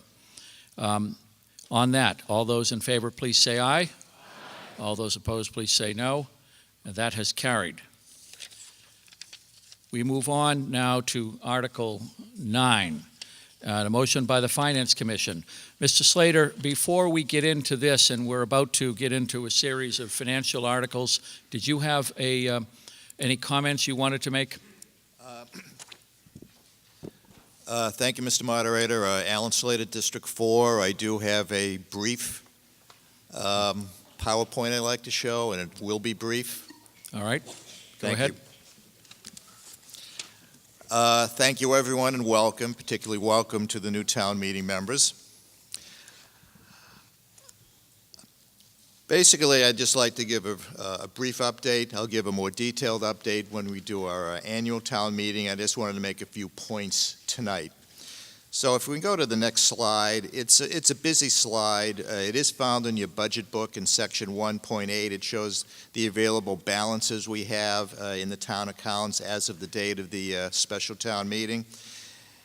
And I'm not going to go over all the details, but essentially what this tells you is that after the special town meeting and after the annual town meeting, assuming the recommendations of the Finance Commission are followed, then we're only going to have upwards of $500,000 available of free cash, as well as almost $5 million of stabilization available in our reserves. And stabilization, in accordance with our soon-to-be-adopted financial policies, should only be used for emergencies and for large capital purposes. Again, we are lower in our reserves than we would like to be. If you look at the next slide, which shows a history of free cash, I think you'll see that on average, and it varies in a given year, but we usually have about $3.5 million worth of free cash. This year, we only have $1.7 million. And I guess the question people want to know is, why is that? Is that related at all to the financial concerns that we have with the FY20 budget? Was somehow that related to the low free cash value? And the reason that we have low free cash this year is really unrelated to that. It was just sort of a perfect storm of things happening. The main reasons were that our water receipts were down well over $1 million. We also had our permit actual numbers were almost $600,000 lower than the estimate. Some of our new growth was also less than the estimate. So all in all, we're probably about $2 to $2.5 million less in free cash than we would in a typical year. And there was also a change in the Municipal Modernization Act, which changed the way we do bond premiums, because as some of the older town meeting members remember, last year, this is how we funded our new financial management system, using bond premium from I think, bonds that were sold in 2016 and 2017. Briefly, I'd just like to talk about some of our long-term financial goals. I mean, some of these should be relatively straightforward and non-controversial. We do want to reduce our structural deficit to zero. We've always had a structural deficit in the recent past, and we've had to make that up out of free cash. We do not want to use free cash to balance the annual budget. There's nothing that says you can't do that, but it's simply not a good financial practice. We do want to use free cash for what it was intended for, which is to fund large one-time items rather than accumulate debt. Borrowing, again, should only be for large items. We shouldn't borrow for rolling stock or smaller items. We want to build our reserves, because building reserves is important from the purpose of the rating agencies. We want to get a better rating, particularly when you think down the road we may have a major project for a junior high school, and any significant increase we can get in our rating, hopefully to a AAA, will represent less interest that we'll have to pay on those bonds. So how are we going? What kind of progress we're making? As I noted, we have developed or in the process of implementing a new ERP information system. Particularly, that's something that the school system was looking for. We're finalizing our new financial policies. Those should be out within the next couple of months. We want to put capital items such as our rolling stock back in the operating budget. That's both for the town and for the schools if we could. That's where they belong. That's where they should be. And this is an important one, showing discipline in capital projects. We should only fund the projects that we have to have. Nice to have projects are nice to have. But when we're looking at the financial position that we're in, we should show some discipline and only recommend and construct those projects which we have to have. And lastly, a combined facilities program, which everybody is working towards, and hopefully we'll have that enacted and ready to go for the recommendation at fall town meeting. So the last slide I'd like to go to, it talks about a ratings report we got from Standard & Poor's. And the reason why I want to bring this up is that a lot of people have asked, why are we in the financial position we're in right now? Is it somehow due to, are we mismanaging our finances? Are we doing something wrong? And you look at the report we have from Standard & Poor's, and they're independent rating agencies. They don't represent the town of Norwood. They represent their bondholders and the financial interests. And quite frankly, this is a good report card. We get a AA rating, AA plus rating, I should say. That's the second highest that you can get. We have strong management, strong liquidity. That really means we pay our bills on time. Our actual debt borrowed is low versus available capacity, which is important because, again, the lower debt we have, then the more money we have to send into both general government and the school system. And we have, for the most part, kept up with our infrastructure. What's a weakness? Our reserves are lower than they should be. That's something we'd like to build up. Once we do build up our reserves, we're hopeful in several years to be able to go back and get a AAA rating. And the reason why I want to bring this up and why I think it's important is that, the point is that this is a very good report card. This isn't a report indicative of a community that really hasn't been managed properly. And if an independent entity like Standard & Poor's rates our town highly, I think it can be reassuring both to town meeting members and voters that the recommendations we're going to make at the special town meeting and then the annual town meeting to follow are based on solid financial and management principles. And that's it, Mr. Moderator. Thank you very much. All right. Thank you, Mr. Slater. So now, with respect to Article 9, there's a motion from the Finance Commission.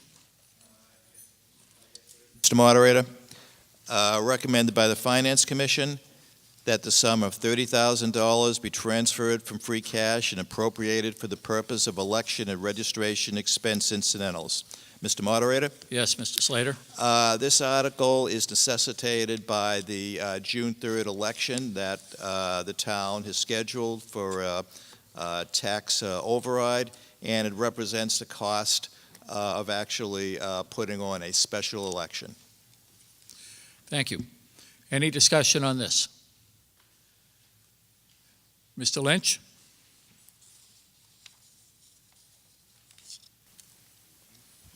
Ed Lynch, District 7. I was going to go back to I was going to ask a question about your presentation in regard to the free cash that in 2018 was 5 million, and then it went down to 1.7. Did you mention about the minus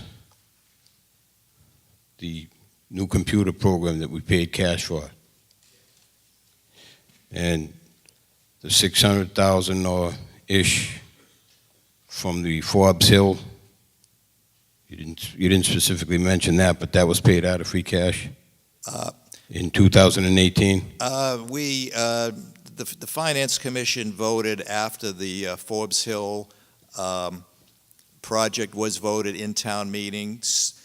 For the first 2 years, when we'd only be using bond anticipation notes and wouldn't be paying off any of the capital at that time, that we would dip into free cash for those 2 fiscal years, fiscal 19 and fiscal 20, so that it wouldn't have any other adverse impact either on the general government or the school budget. Okay, and this, what, the stabilization funds, you said there was 5 million in that? It's a little bit south of 5 million. It's around 4.8 million. It really should be 5% of our non-utility operating revenues, so it should be more in the range of $6.5 million. And what is it usually carry? What was it in 2018? 2018, it was, well, we put about $400,000 in the last few years based on an agreement and understanding we had with the Board of Selectmen following taking $3 million out of that to help pay off a portion of the DPW.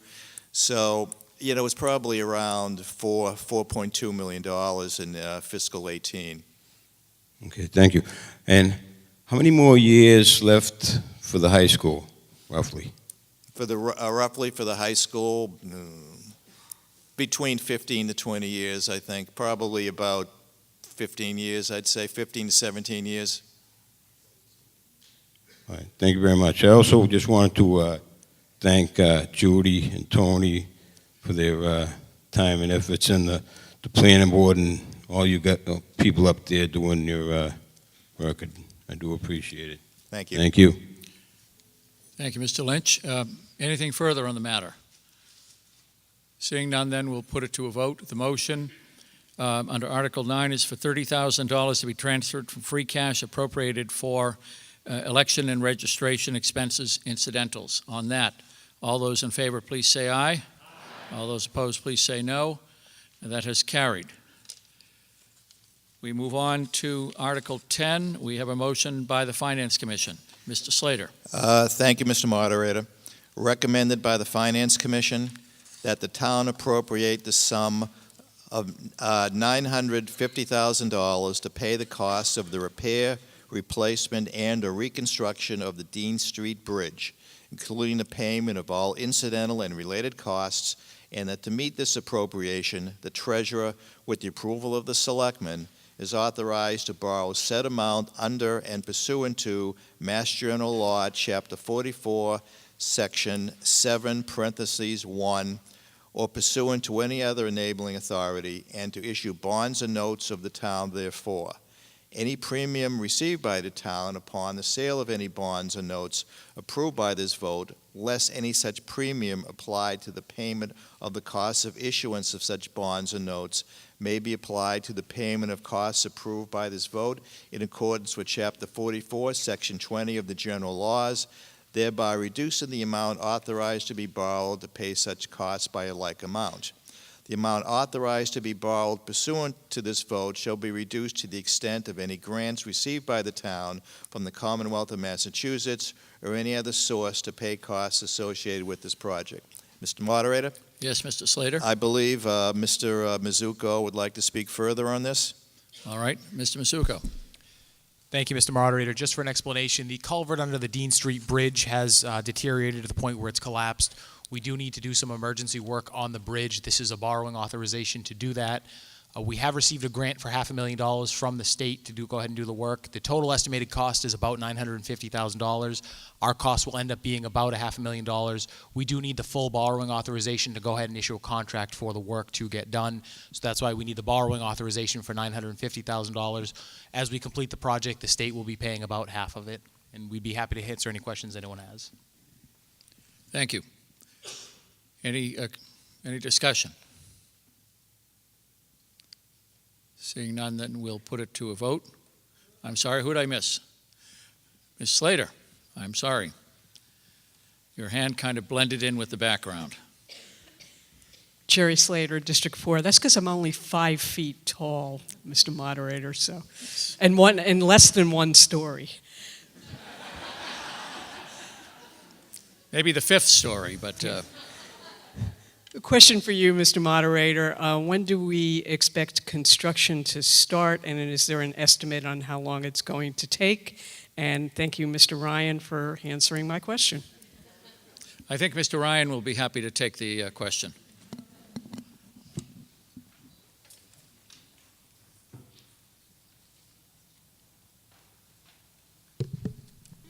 Thank you, Mr. Moderator. Mark Ryan, Director of Public Works, Town Engineer. We recently received a proposal to start the design. We were very fortunate to get the grant very quickly, and we hope the design goes as well. And we're looking forward to construction sometime in fall. And how long? Right now, we're probably talking to a 3-month project.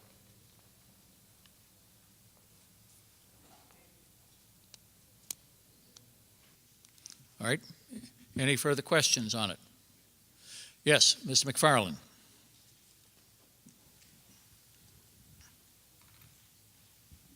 Peter McFarland, District 3. Can you explain what the box culvert is and what the purpose of that was? I mean, culverts usually overflow, but isn't that part of the river? So when you look at this picture, there's a failed bridge. This is the one we're going to be funding. It was constructed in 1958. It's a corrugated metal arch bridge, 12 feet wide, 7 feet high. So when it occurred in February, the sinkhole where the failed culvert/bridge collapsed, that's what the result of it was. DPW went out immediately to inspect it in our non-motorized boat. We're not as fortunate as Chief Maurice, but we can get by. Within the bridge, a culvert, you can see it's a corrugated metal pipe, and you can see the failed section. And basically, what's happened, the water line has rusted away the bridge structure. So we show in the failed section, and we anticipate the remainder of it will eventually fail. And this is the temporary detour around it. So the question by Mr. McFarland is the box culvert there afterwards. Okay, you have the failed bridge, which is a 12-foot wide, 7-foot high corrugated metal arch. In 1969, when they built the light department building there, just to the right of that box culvert, that used to be a stream there. That used to be the Meadow Brook leading to the Neponset River. Well, they enclosed it in a 8-foot high by 12-foot wide reinforced concrete box culvert.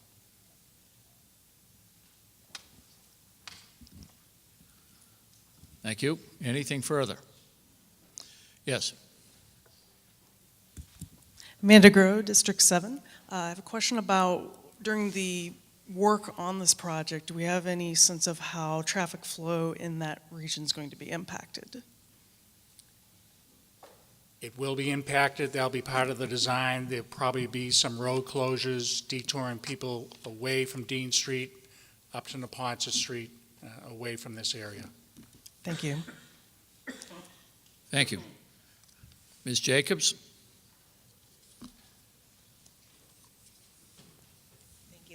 Joan Jacobs, District 1. Could you tell me, if there's going to be any work done on the Neponset River, in other words, digging it out, making it cleaner when they do this work? No, the work will be limited to what that red section there that says Field Bridge, everything in Dean Street, and that's it. Okay, thank you. Thank you. Ms. Haley? Ann Haley, District 4. In the meantime, is there any impact on Meadowbrook? I mean, that's a place that we worked for years and years and years to get cleaned up so that we weren't flooding people down in that area. So is there going to be some flooding impact while you're doing this, or, how's that going to work? So part of the design, we'll do a hydraulic analysis, and part of that will also be what are we going to do as mitigation during the construction. So there'll be some diverting of the Meadowbrook, but it'll most certainly take into account the potential flooding in there while the work's going on. That's why it's so expensive. One of the reasons, there's two reasons really why it's so expensive. A lot of the electrical duct banks are coming out of the electric light station and cross over it, so we're going to be very careful with that. But we also have to spend a lot of time and money on making sure we can let Meadowbrook flow and not flood anyone. Ms. Sullivan? Sarah Sullivan, District 9. Related to any possible road closures on Dean Street, I know you said you'll be redirecting them to Neponset Street. Excuse me. For anyone who lives over in that area or has the pleasure of traveling Neponset Street at any time, basically any time of the day from 2 to 5 in the morning, we won't even talk about. We're going to have obviously increased traffic because a lot of people use Dean Street. What kind of plans will we be making with public safety officers and with DPW to try and make sure that's safe to travel? It's already hard enough to get out of those side streets.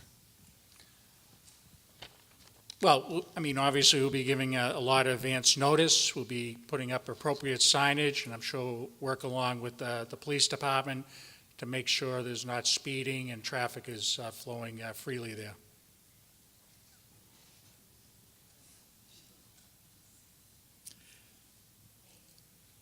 Thank you, Ms. Sullivan. Yes. Please rise. Thank you. Mr. Moderator, through you, I have a question for Mr. Ryan. And your name and district, please. Amanda Rafi, sorry, District 9. I live near here. And recently there was a car accident, and you had closed the top, or rather the town closed the top and the bottom of Dean Street. There is a school off Dean Street, the Prescott School. There was baseball practices missed. There was a school dance that was missed. There's got to be a better way of dealing with this bridge than just closing the bottom and the top of Dean. There was no way for us to get to the school. That's all. Thank you. Thank you. Anyone that hasn't spoken yet? If not, I'll go back to Ms. Grow. Ms. Grow. Thank you, Mr. Moderator. Amanda Grow, District 7. So earlier you mentioned that this was a bridge we're fixing that had been built approximately 50 years ago, if I heard you correctly? 1958. Yes. 1958. Do you have a projection for how long the replacement work is going to last us with this project? We would anticipate 80 to 100 years if we use the proper materials. Thank you very much. Thank you. Anything further on the matter? If not, then we'll put it to a vote. Now, this involves borrowing, and therefore a 2/3 vote is required. On the motion, which is to appropriate $950,000 for reconstruction of the Dean Street Bridge, it will also authorize borrowing pursuant to General Laws, Chapter 7. I'm sorry, General Laws, Chapter 44, Section 7, parentheses 1.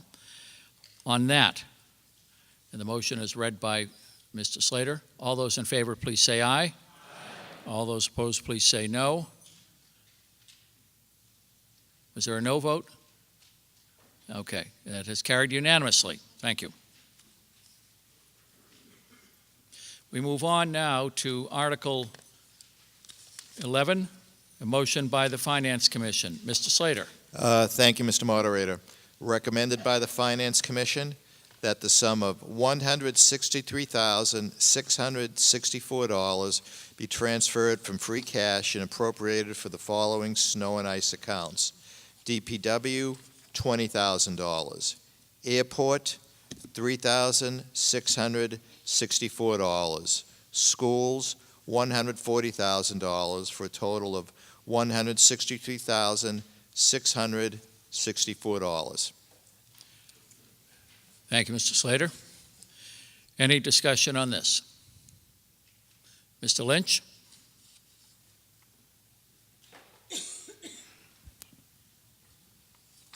Ed Lynch. Ed Lynch, District 7. How much was the total in snow and ice last year with the school and town combined? Last year, Including this 163, roughly, please. It'll take me a couple of minutes to dig that out, but I think the number was, if you look at, including, the general government side and the school side, we've averaged a little over $1 million over the last 5 years, just on the town side. So,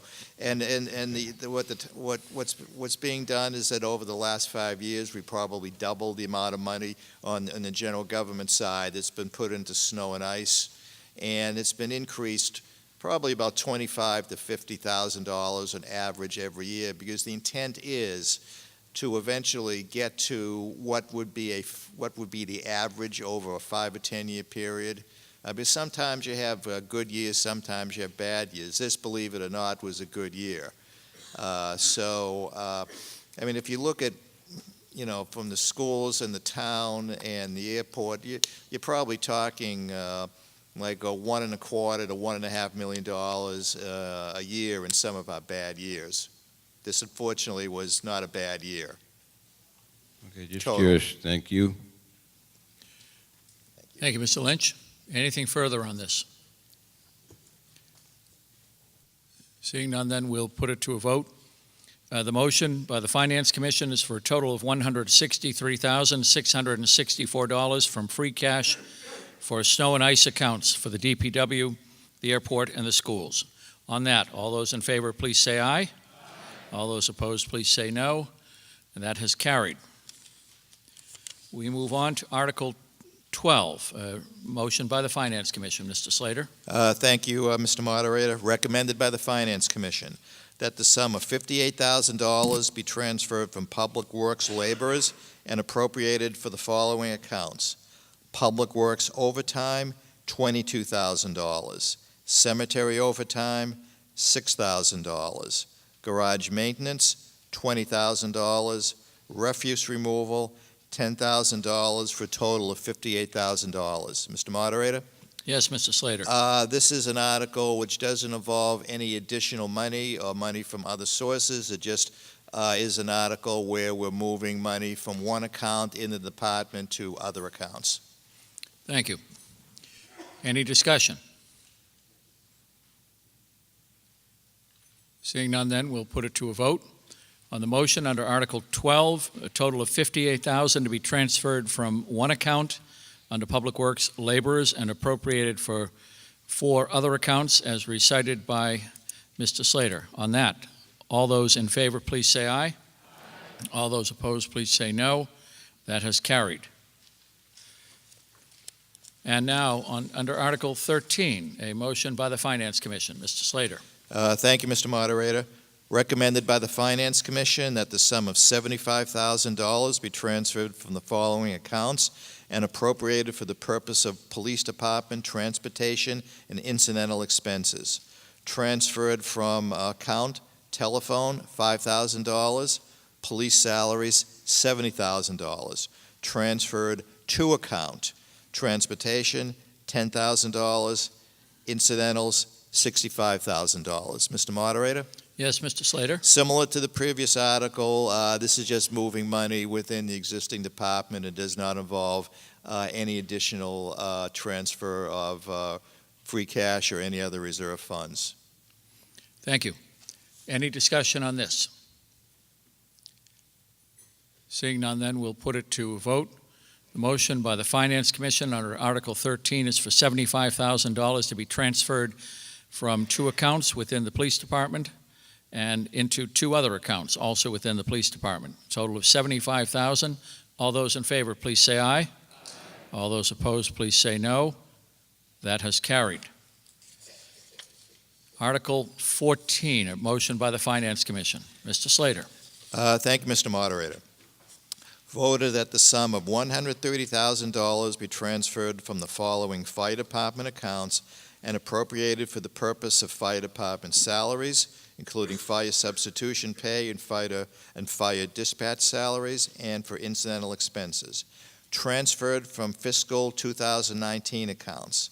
Salaries, $9,000. EMT pay, $45,000. Transferred from 2018 accounts. Salaries, $38,102. Incidentals, $3,546. Holiday, $3,957. Overtime and recall, $2,699. Substitution, $735. EMT pay, $16,945. Dispatcher pay, $7,375. Maintenance of the police fire building, $2,641 for a total of $130,000. Transferred to accounts, incidentals, $30,000. Substitution, $95,000. Dispatcher pay, $5,000 for a total of $130,000. Mr. Moderator? Yes, Mr. Slater? Again, similar to the other articles, all we're really doing is transferring money from one account in the fire department to a different account within the fire department. Thank you. Any discussion on this?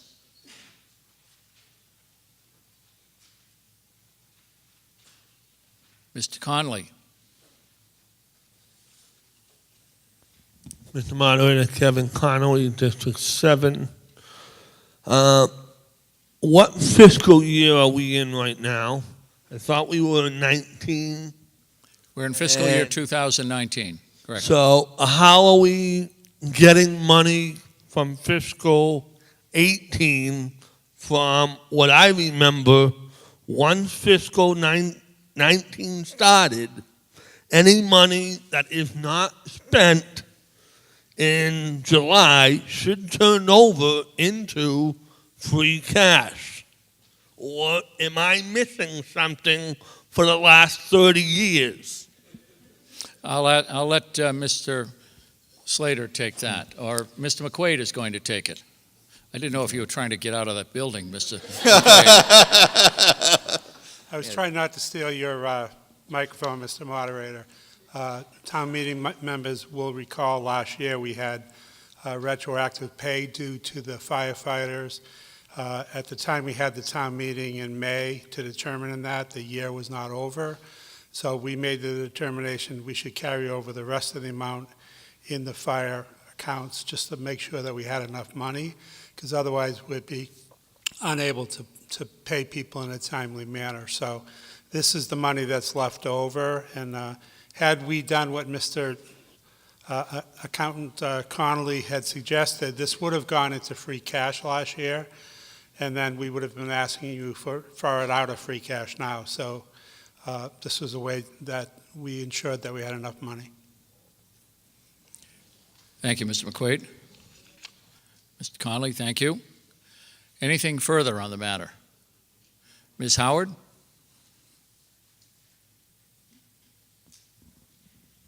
Thank you. Judith Howard, District 3. Is the substitution account a little high, or is one of the reasons for that a firefighter being in Guantanamo? Is that why there's a lot of substitution? The chief of the fire department, Mr. Maurice, will take that question. Thank you, Mr. Moderator. George Maurice, Fire Chief, Town of Norwood.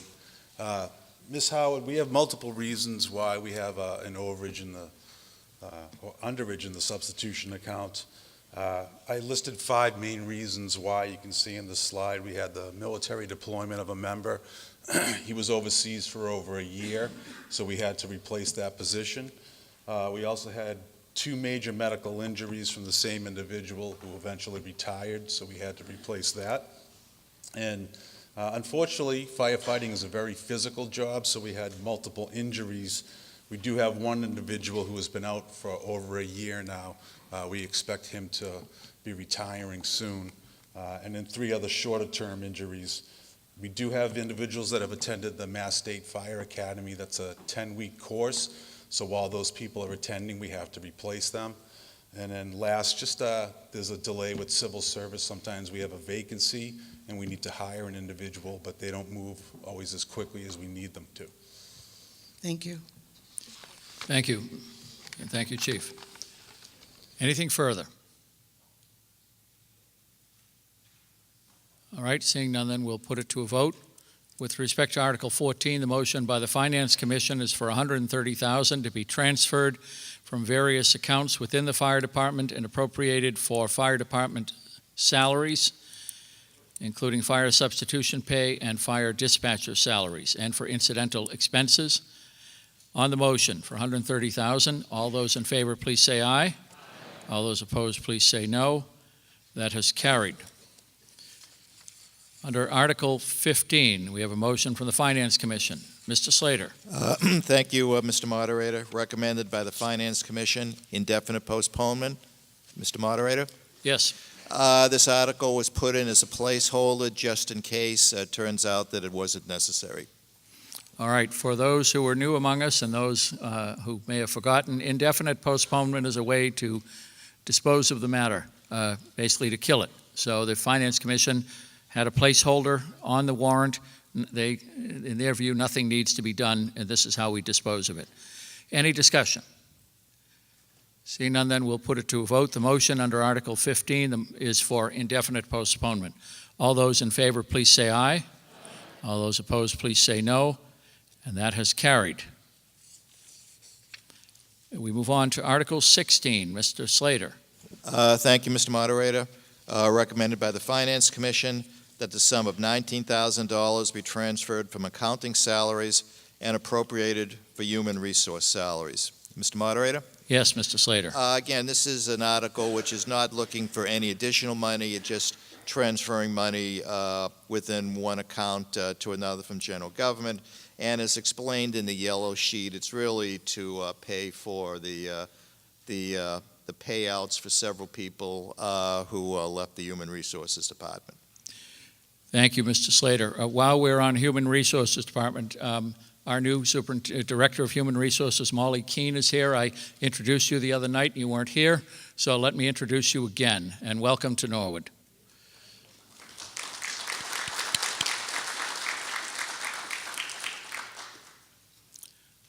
How could we vote now? Anything other than yes.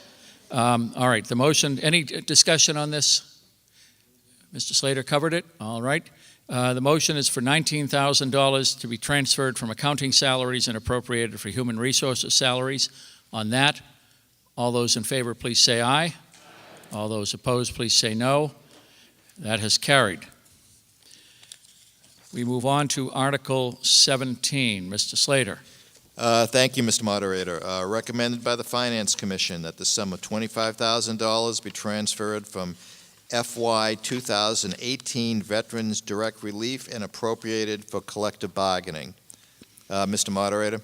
Yes, Mr. Slater. Again, I sound like a broken record, but it's really moving money from one account to another for a request, potentially that money may need to be available in the collective bargaining account. Thank you. Any discussion on this? Mr. Taylor?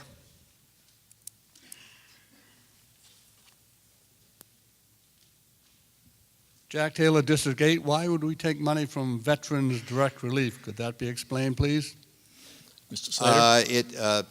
Mr. Moderator, we don't. This was FY18 money, which was not required. It was encumbered, and it's simply remaining in the account, and eventually it would go to free cash. But since it's available now, we're just using that as a source of funding. Thank you. Anything further on the matter? Seeing none, then we'll put it to a vote. With respect to Article 17, the motion is for $25,000 to be transferred from the FY 2018 Veterans Direct Relief and appropriated for collective bargaining. On that, all those in favor, please say aye. All those opposed, please say no. That has carried. Article 18, Mr. Slater. Thank you, Mr. Moderator. Recommended by the Finance Commission that the sum of $300,000 be transferred from group health insurance and appropriated for the purpose of other post-employment benefits, acronym OPEB, trust. Mr. Moderator? Yes, Mr. Slater. This is something that we have done for the last few years. We've tried to put money every year into our OPEB trust account. That's something that the auditors and the rating agencies recommend strongly. It's something in the future that we're going to have to look at a little bit more closely and put some additional money in. We are slightly eating away at the balance. We only have about $153 million to go, so I think we've got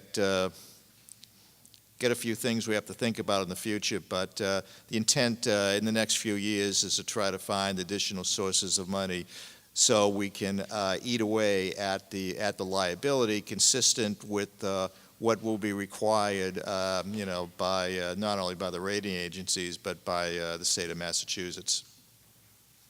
Thank you, Mr. Slater. Any discussion on this? Seeing none, then we'll put it to a vote. The motion with respect to Article 18, $300,000 to be transferred from group health insurance and appropriated for other post-employment benefits trust. On that, all those in favor, please say aye. All those opposed, please say no. That has carried. Article 19, Mr. Slater. Thank you, Mr. Moderator. Recommended by the Finance Commission, indefinite postponement. Mr. Moderator. Yes, Mr. Slater. This is the annual motion for unpaid bills. Fortunately, this year, no unpaid bills, nothing left in the desk drawer and forgotten about. So for that reason, it's indefinite postponement. There's still time, right? We've got several more weeks in the fiscal year. I have all the confidence in the world that we will have no unpaid bills this year. We have that on tape now. Thank you. Yes, you do. All right. The motion then is for indefinite postponement. Is there any discussion? Seeing none, we'll put it to a vote with respect to Article 19, indefinite postponement. All those in favor, please say aye. All those in favor, please say aye. All those opposed, please say no. Any noes? It carried. Sorry. Okay. Article 20, Mr. Slater. Thank you, Mr. Moderator.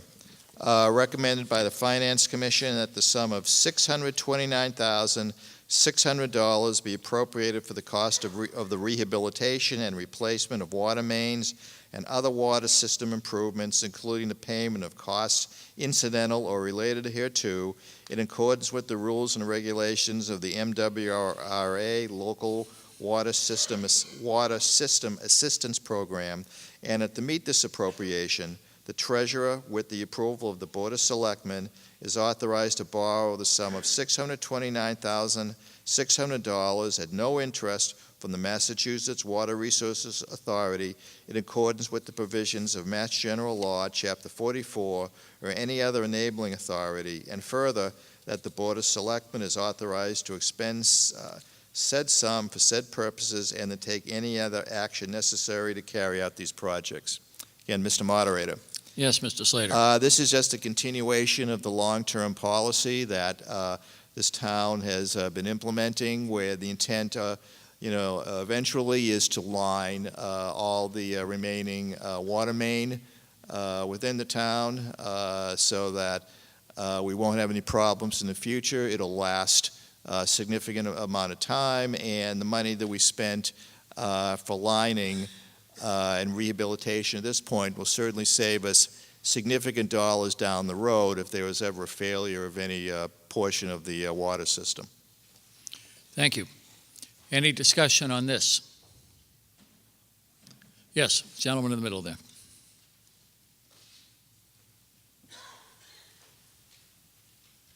Frank Adams, District 9. My concern is with the part at the end there where it says, and any other actions necessary to carry out such project. What might be anticipated? What other actions could that include? Mr. Mizuko. Thank you, Mr. Moderator. That's standard language included in any motion, take any other action that's required. If there's anything else required that might be statutory or administrative to actually take out your decision to go ahead and do with this. So it could be, usually what it means is it's just paperwork, or if there's some other process, if somebody says, do you have the approval to do this? Yes, the body's not just approving us to borrow the money, they're approving us to do anything else administratively that's required to do so. Thank you. Thank you, Mr. Adams. Anything else on this? Mr. Lynch. Thanks, Ed Lynch, District 7. How do you arrive at that number? Mr. Mizuko. Thank you, Mr. Moderator. These are MWRA loans, which are zero-interest loans we can get from the Mass Water Resources Authority. We borrow as much as they'll let us borrow at zero interest. They have a formula calculation that determines how much each town can borrow from their zero-interest loans. Oh, so every year they offer you the number, it's interest-free, and we go with it, okay? Correct. All right, thank you very much. You have the streets picked out? I'm sorry? Do you have the streets stuff picked out already? Do you know? Thank you. We do have them picked. I would defer to Mr. Ryan for the specific streets. I think it's Prospect is on the list. I could be wrong.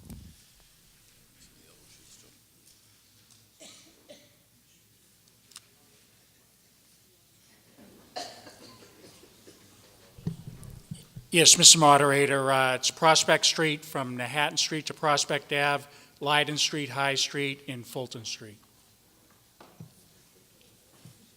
And that's shown in red. When is this work going to be done? It will be done this summer, And when will it be finished? this fall. Had to ask. Well, we have Mr. Ryan here. Are there any further questions on this particular project that we're discussing? Where's that? In the back. Mr. Bergeron, you moved to a new neighborhood. Well, I like the higher elevations. Thank you. Michael Bergeron, District 1. I just wanted, this is an ongoing project. It's been going on for several years.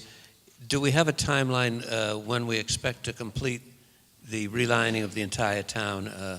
Is there any timeline here when we can anticipate the roads will no longer be Mr. Ryan? torn up? Mr. Moderator, right now we've lined 70% of our water mains, 30% is left unlined. That's approximately 195,000 linear feet. At this pace, we do about 3,000 feet a year, so in 65 years we'll complete it.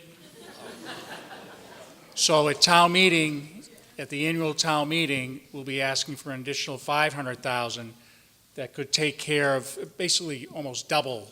And hopefully this is a yearly thing where we cut this down from 65 years to 32 and a half. So what you see up there in red is what the funds in front of you now will take care of. Town meeting, there'll be a CIP request for 500,000 will take care of Prospect Ave, Summit Ave, Current Ave, and more of Prospect Street. That's not an answer I was looking for, but thank you very much. I appreciate that. Mr. Ryan can't retire until the job's done, so he's looking for as much funding as possible. Thank you. Anything further? All right, then, we'll put this to a vote. I'm sorry, did I miss Mrs. Esco? Tony Esco, District 5. It's a curiosity question since we're talking about water. I thought years ago that the MWRA completed a redundancy line. It used to be there was only one route for water to Norwood, and that was a concern. And as a result, we never wanted to let go of Buckmaster Pond, which I believe we still own, in Westwood, right? And I don't know that we're doing anything with it. Do we have a redundancy line? Do we have proper distribution now for water from the reservoir of the MWRA? Are we really secure? And that leads me to whether or not we really do need to keep Buckmaster Pond and whether or not Westwood would like to buy it, because maybe we sure could use the money. So, just wondering. So, Mr. Moderator, yes, the MWRA has spent a lot of money for the redundant lines. They've started it from the Bellevue tanks, West Roxbury. There's 3 phases. One they've completed, second is almost completed, and the third one is going to be starting probably sometime in the summer. They'll go from Route 128 to the connection that will give us a redundant supply. Thank you. And while it might not be completely pertinent to this article, I do put the question out there. What is the direct benefit of us owning Buckmaster Pond? I used to think that part of the indirect benefit was a redundancy for water supply, but I don't find that that's a fact anymore. So I'd just like to put that out there for the town to consider. Thank you. Thank you. Anything further? Seeing none, then, we'll put it to a vote. Thank you, Mr. Ryan. This requires a 2/3 vote. It involves borrowing. The motion is to appropriate $629,600 and to authorize the town to borrow that sum at no interest from the MWRA, and to authorize the selectmen to expend those funds for the purposes stated in the motion. On that, all those in favor, please say aye. Aye. All those opposed, please say no. That has carried unanimously. We move on to Article 21. Mr. Slater. Recommended by the Finance Commission that the sum of $9,988 be transferred from the Commonwealth Transportation Infrastructure Enhancement Trust Fund and appropriated for the purpose of installing bicycle racks in or around parks. Thank you. Mr. Slater is not going to provide us any information on that, but let's see if there are any questions or discussion. Mr. McFarland.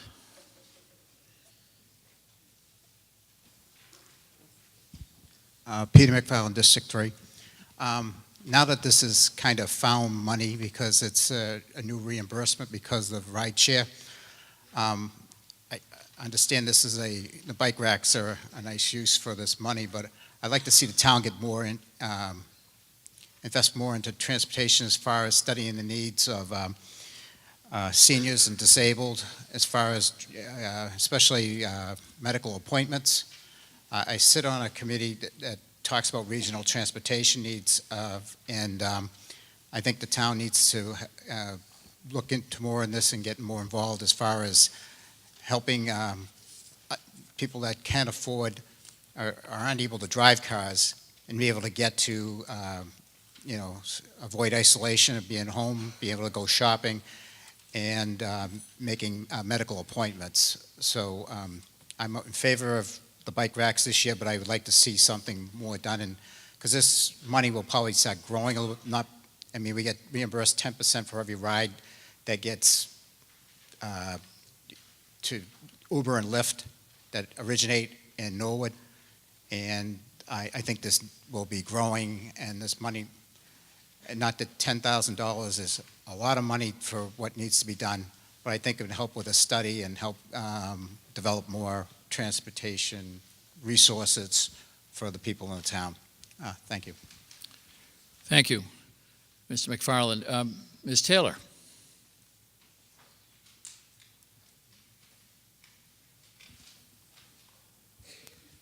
Jean Taylor, District 8. I think there is some bicycle racks left over from when we had the Downtown Steering Committee. Correct me if I'm wrong, Mr. Plasko.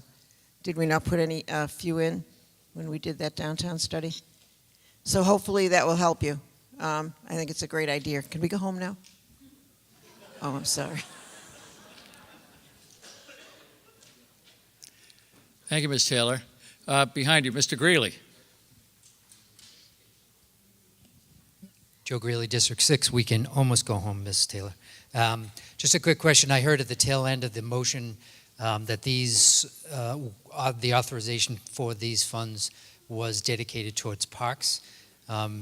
Since we have now approved Article 5, I'm wondering if there's any way to extend the roughly $10,000 and instead of waiting some amount of time, if we could install some of these bike racks in the downtown area as well, sooner rather than later?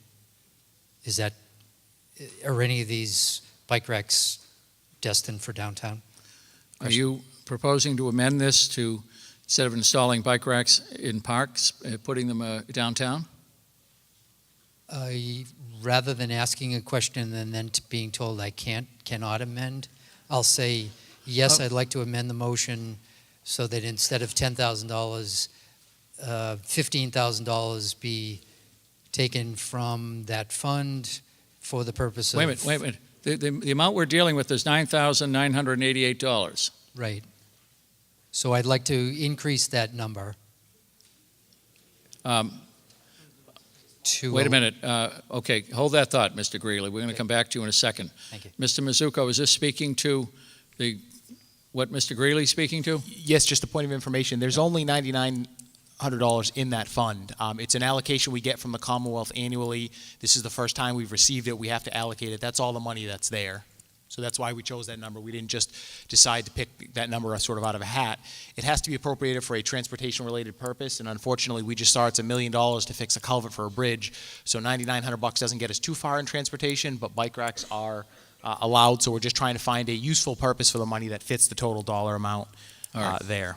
So $9,988 is what we've got available. So as I was saying, if we could use a portion of that $9,988 and dedicate some of the bike racks to the downtown area as well.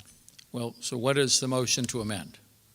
To amend it to expand the area to be covered by these bike racks to include the downtown area. Mr. Moderator. You would want it to be appropriated for the purpose of installing bicycle racks in or around parks or in or around the downtown area? Yes, please. Mr. Mizuko? The motion does state in or around parks, so we feel confident that if we found appropriate sites downtown, that could include that. We haven't identified a site per park. We've got to make sure each site works for the size of the rack, but we would believe that's consistent with the motion if we found an appropriate site, in addition to the bike racks that are already downtown. So you don't need the motion? You're satisfied with the answer? Okay, thank you. All right. Anything else on the matter? Then the motion under Article 21 is that $9,988 be transferred from the Commonwealth Transportation Infrastructure Enhancement Trust Fund and appropriated for the purpose of installing bicycle racks in or around parks. On that, all those in favor, please say aye. Aye. All those opposed, please say no. That has carried. Now, before everybody packs up, we have a motion for reconsideration that was filed, and Mr. Riley gets to come back up. I was watching to make sure he didn't leave. Since it involves Article 6, I'm going to step down, and Mr. Riley will take it from here.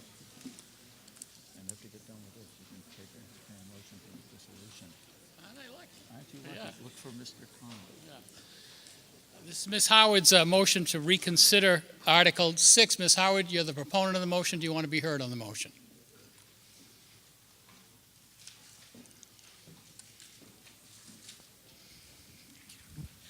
Judith Howard, District 3. When we first saw this, I approved this. I voted together with everybody else to approve this motion.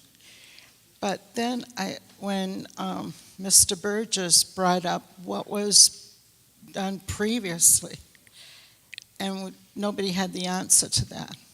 So I went to the zoning bylaws of the town and I looked it up. And what it says is that for multifamily dwellings, 10,000 square feet plus 3,500 square feet per dwelling unit after the first unit. And here it's reduced to like 2,500 or whatever it is. So this not only applies to multifamily dwellings in one section, it applies to all these sections just mentioned. So it goes like from 3,500 square feet down to, let's say, 2,500 square feet. So the way I read it, that it increases the density to all of these districts. So that's the reason why I brought it up. And I don't know, I think we have enough density in town. We've got Campanelli, we've got Avalon, we've got Regal, and you know, it's just getting much too much. So all these places around town are going to increase the density and capacity of housing. So I think we're overburdened right now with the density in the town, and so that's why I'm just asking my fellow town meeting members to reconsider this article. Thank you, Ms. Howard. On the Vote motion, against it. Thank you. on the motion to reconsider. The motion has been seconded. All right. Then we'll move on the motion. No further comment to be made. This requires a 2/3 vote. All those in favor of the motion to reconsider, please say aye. All those opposed, please say nay. The motion has failed. Mr. Conley, do you have a motion?